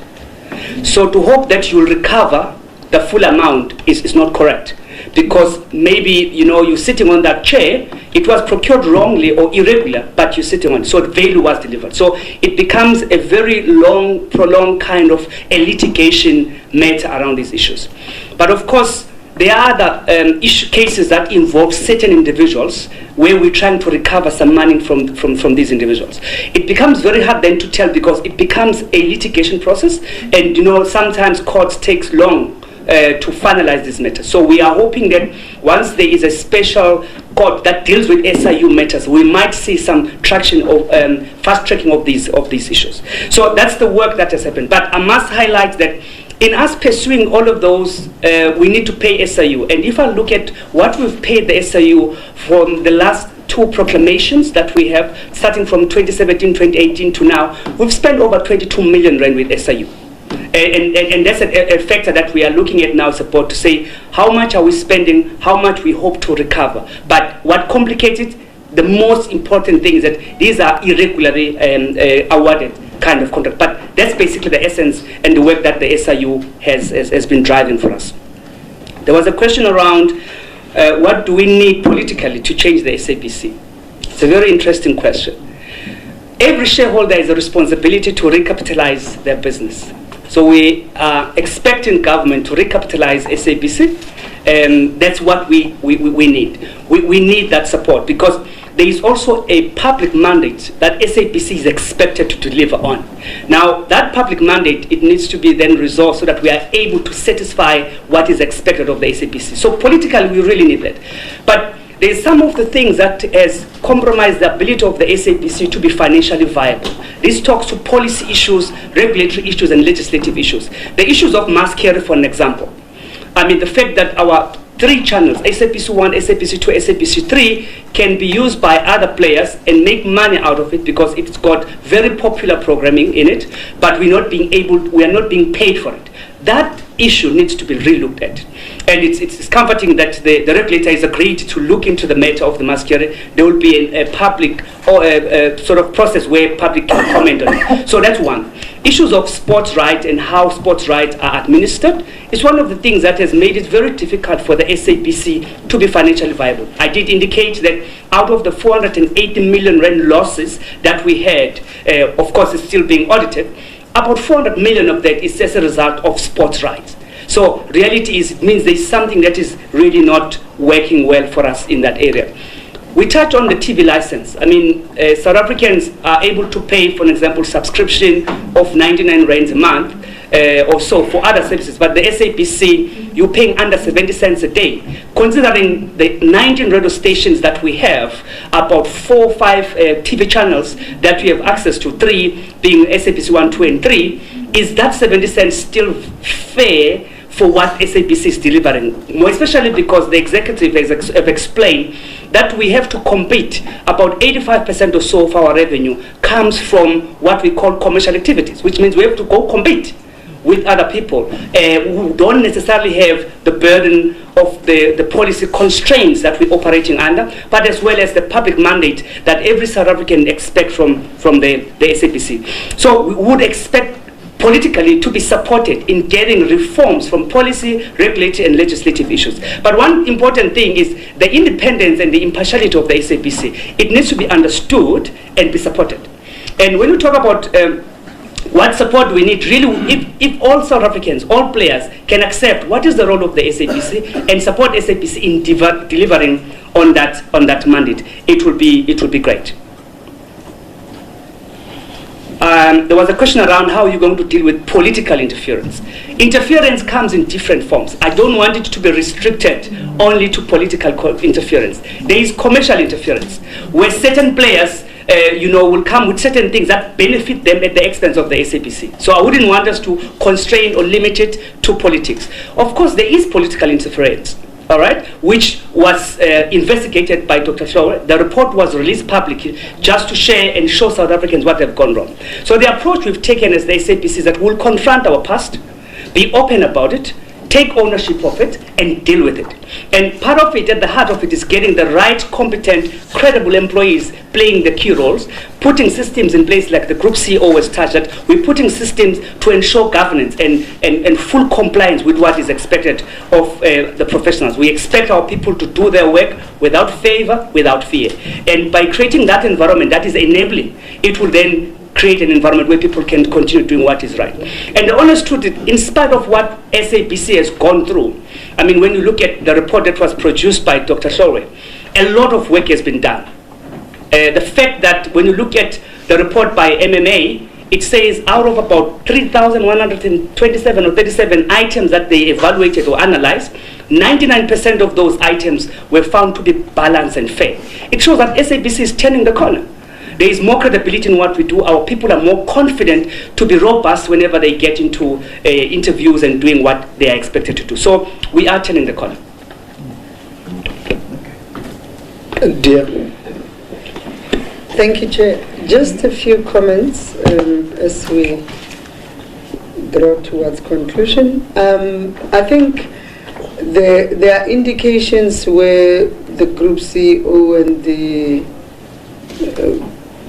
Group Executive, as well as for HR and Finance, where you may be needing additional information. I think we may be able to, through your guidance in the 14 days, just give additional information around that on specific issues that you think you may want.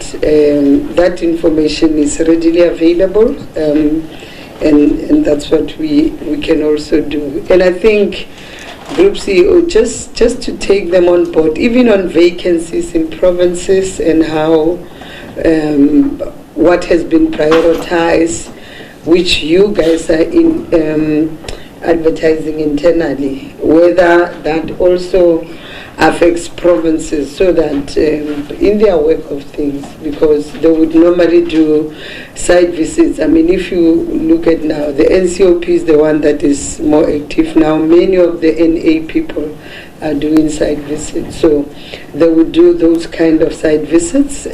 So let's empower them, so that they become relevant when they're there and ask questions, and then be able to give us feedback that will assist us to improve going forward.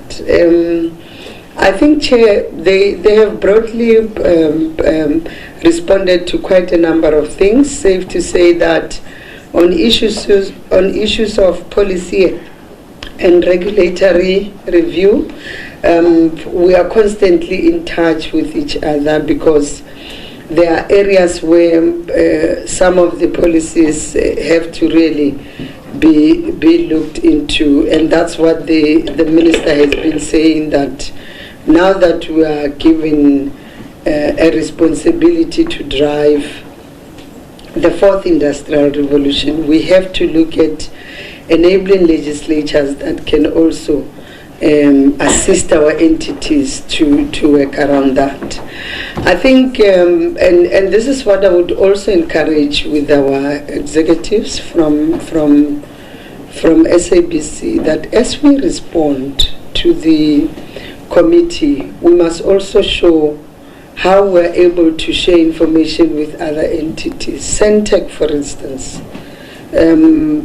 I know there's a problem of signal distribution, especially around the issue of the amounts charged. And BOI is now busy, based on the arguments. It's not only SABC, but even community radios and everybody, to say, can you re-look at this thing and see whether what you're charging is equal to what we are supposed to pay. We had a strategic planning session. I know SABC was on day one and they couldn't be there on day two. Part of it is to say, amongst the entities, if one is a missing link, it affects the entire chain.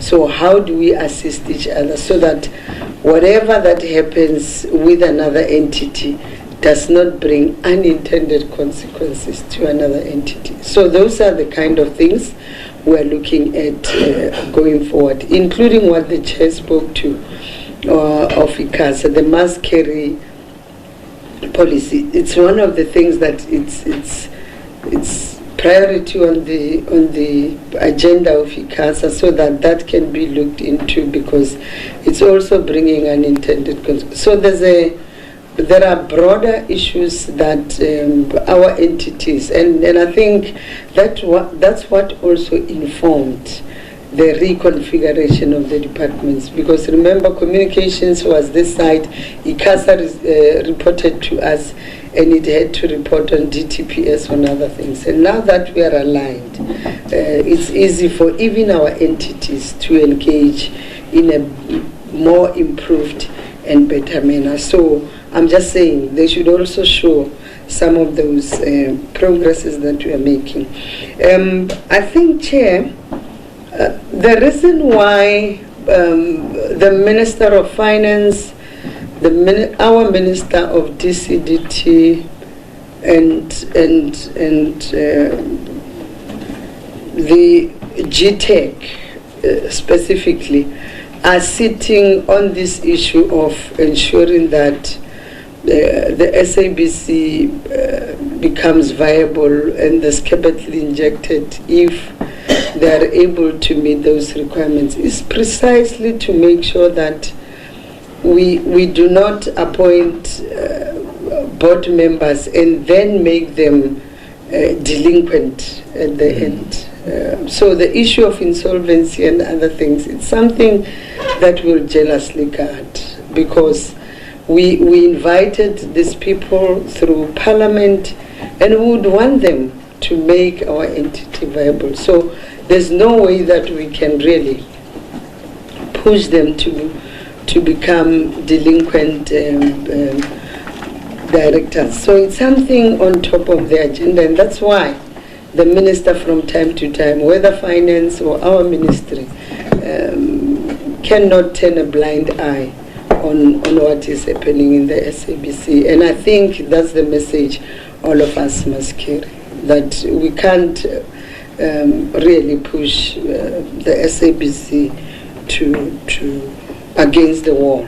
It is in our interest for us to make sure that it happens. I think one member spoke about the 90% local content, and I think members will remember that was actually the decision, and it's part of the legacies that our current board and executives have inherited. It was not the regulator, it was not the shareholder who took that decision. It was the SABC itself, and we know the history that brought in the entity, and it's part of what the group CEO was talking to say.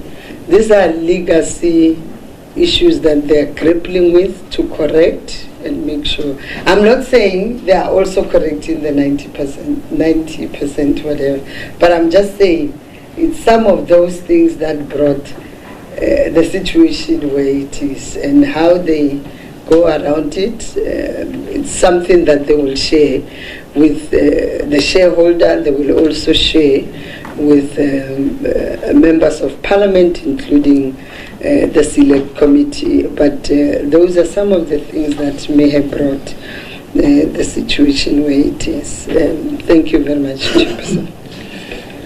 Thank you very much. I see honourable members have got follow-up questions. Honourable Lapskang, I'll start with you. Honourable Arnos, still have. Yes. Thank you, Chair, and thank you for indulging in this. Thank you for the feedback. I would really like to hear more about the 90% local content, but we can do that at another stage. The one question that I would like to ask now is if the board will share with us what is the relationship between the board members at the moment, and is there anything that you would like to share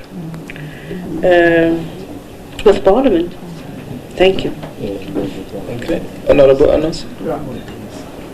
Chairperson, thank you very much. I think in terms of our oversight mandate that we have as a selected committee.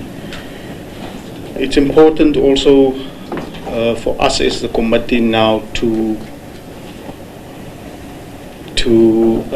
send a message now to the SABC in terms of coming to us now with information. And I want to ask this question not for the last time, you've raised an answer, but I want to ask the question in terms of what you have presented, your turnaround plan.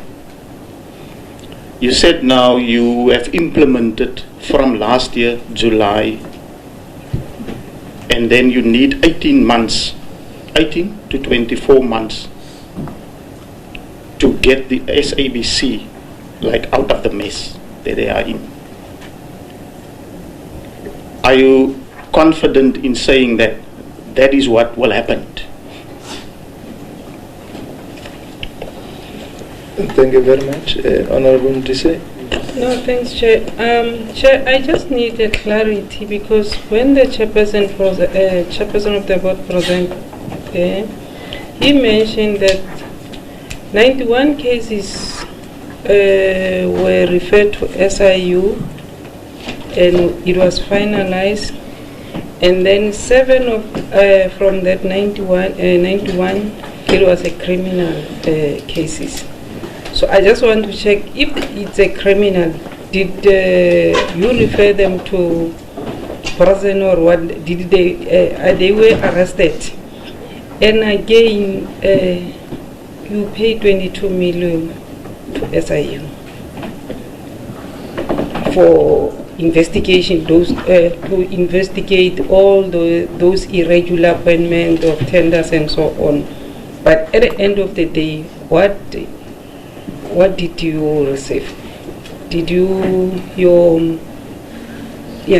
What did you receive at the end of the day? Because you have paid a lot of money, but that you have mentioned, you never mentioned anything that at the end of you benefited from that 22 million. Because if you pay something, we are supposed to say, yes, we have paid 22 million, but at least we recover so much, and at least how many people were sentenced to jail and so on. At least you will say you have an output at the end of the day.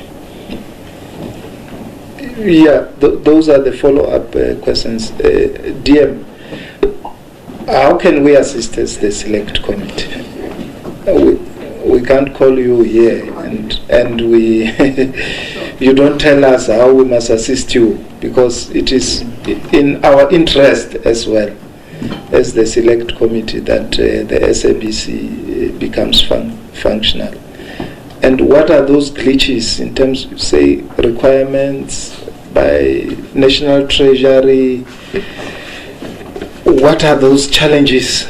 How can we assist ourselves as the select committee? Yeah.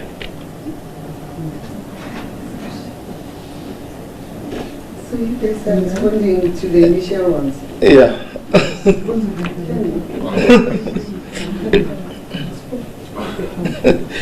Yeah, I will deal with the last question. On the follow-up questions, yes. Thank you. I want to answer the question around the turnaround strategy. Any turnaround, no matter how robust, clear, comprehensive it is, it requires an investment. So what we've been able to achieve is without that financial injection. So as soon as we get the financial injection, then we can fully implement the turnaround. At this stage, we haven't been able to implement it fully because it requires funding. So there is critical success factors for any strategy to be successful. So that's where we are. As soon as we get the money, we can then give clear timelines how long it will really indeed take us to turn it around. Because for now, we've been sort of like not investing in things that are critical, like marketing. If you don't invest in marketing, it's going to cause problems for you. If you're not investing in content, it also causes other problems for us. So we really need that financial injection for us to realize the full returns of the turnaround strategy. There was a question around SIU. I said SIU dealt with 38 matters. All right? And then I said 6 of them are criminal matters, which are in court. Okay, it's public knowledge. There is a number of cases that are already in court as a result of the SIU investigations. The fact that we are in litigation with former executives from the SABC, where we're trying to recover money, is the outcome of the investigation, because then you need evidence, which SIU has helped us to put together. But of course, I do want to say we haven't really yet received any money into our bank as a recovery, but efforts are being made, and I did explain what complicates the issues of recoveries in South Africa. Maybe let me allow the CEO to cover other questions so that I can just... Mine is, thank you, Chairperson. It's just one on the 9-10 that the Deputy Minister spoke about. Yes, indeed, this was dealt with. The interim board addressed this, but I do think it's important to highlight that it did result to severe losses in audience as well as in revenue, both for TV and radio.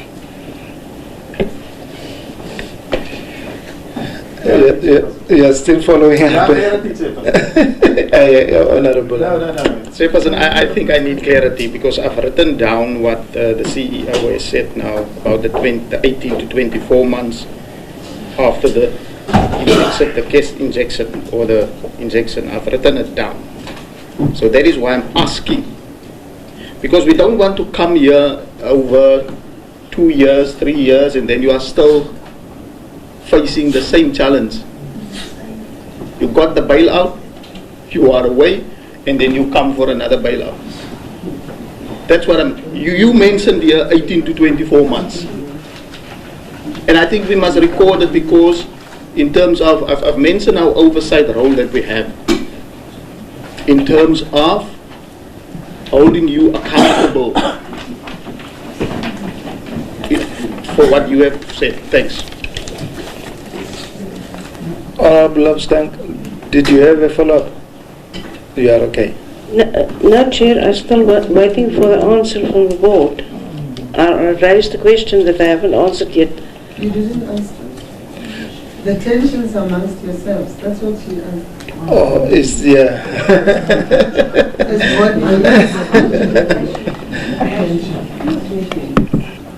Yes. Thank you, Chairperson. Let me answer the question around how is the board working. Every group of people who are from diverse backgrounds, diverse experiences, whenever they meet for the first time, it will take time for them to really gel. And we've seen that even with you, honorable members in Parliament. So my board might be going through some of those kind of challenges, and I am confident that as long as we stick to what's at the best interest of the SABC and what serves the best interest of the entity that we are directors of, and we base everything and anything that we do on facts and the context of SABC, we will get it right, because we are all committed in doing what is right and what is responsible. Thank you very much. Dear? Thank you, Chairperson. I think it's in our best interest to make sure that there is gelling amongst members of the board. It's something that, of course, we'll want them to find each other.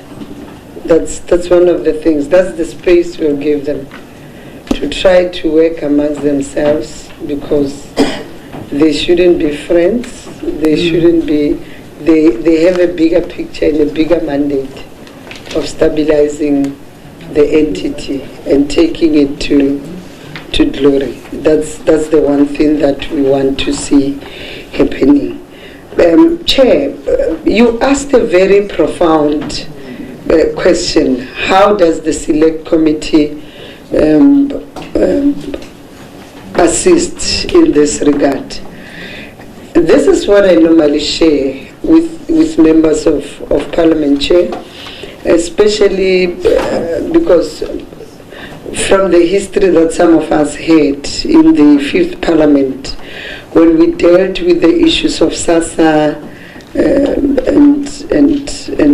SAPO and the Finance Committee and SCOPA, where we wanted to see the post office and the post bank taking those things. So there would always be bilaterals and engagement among those committees. Currently, as we sit, what I would also propose is for you as the chairperson to have a relationship with the chairperson of the portfolio committee, the same portfolio committee in the National Assembly.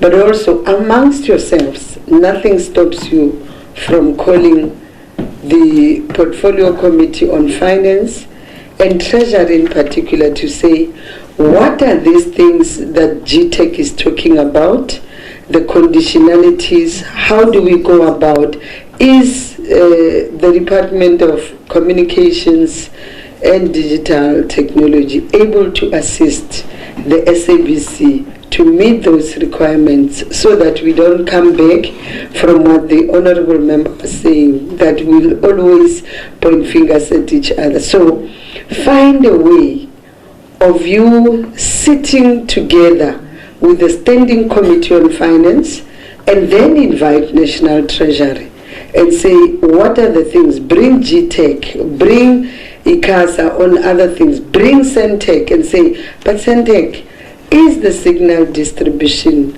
the way it is today able to assist our broadcasting regime? Or are there things that you can do differently to really assist? We're not saying they must write off the debt, but going forward, how do we then navigate some of these things? So nothing stops you to be on those fact-finding mission. Whether you do it one-on-one as the Select Committee with National Treasury, you do it with Centec, you do it with all those, please do that, because your feedback is going to even assist better, because you will hold the executive accountable. You'll also make sure that our entity is on a better footing. So I'm raising this chair. I mean, looking at what is unfolding in the Zondo Commission, you really have to really do your oversight accordingly so that all of us put South Africa first. Thank you very much. Thank you very much, Deputy Minister, the chairperson of the board, and your delegation. We really want to thank the members of the Select Committee for their robust engagements. There are some outstanding issues, Group CEO, in terms of HR matters and other matters that we raised. You can make them available to committee members so that next time when we come back, we really engage. The last question, DM, I asked it so that we don't call you back once again, you give us problems, and we don't look like we want to give assistance from our side to your side. I think we need also to play our role as the Select Committee to try and assist the SABC, to try and assist the board to be able to carry out their mandate independently. So we're going to release DM and your team and remain with honorable members. We need some housekeeping issues that we need to deal with. Yeah. Thank you very much. The meeting is adjourned.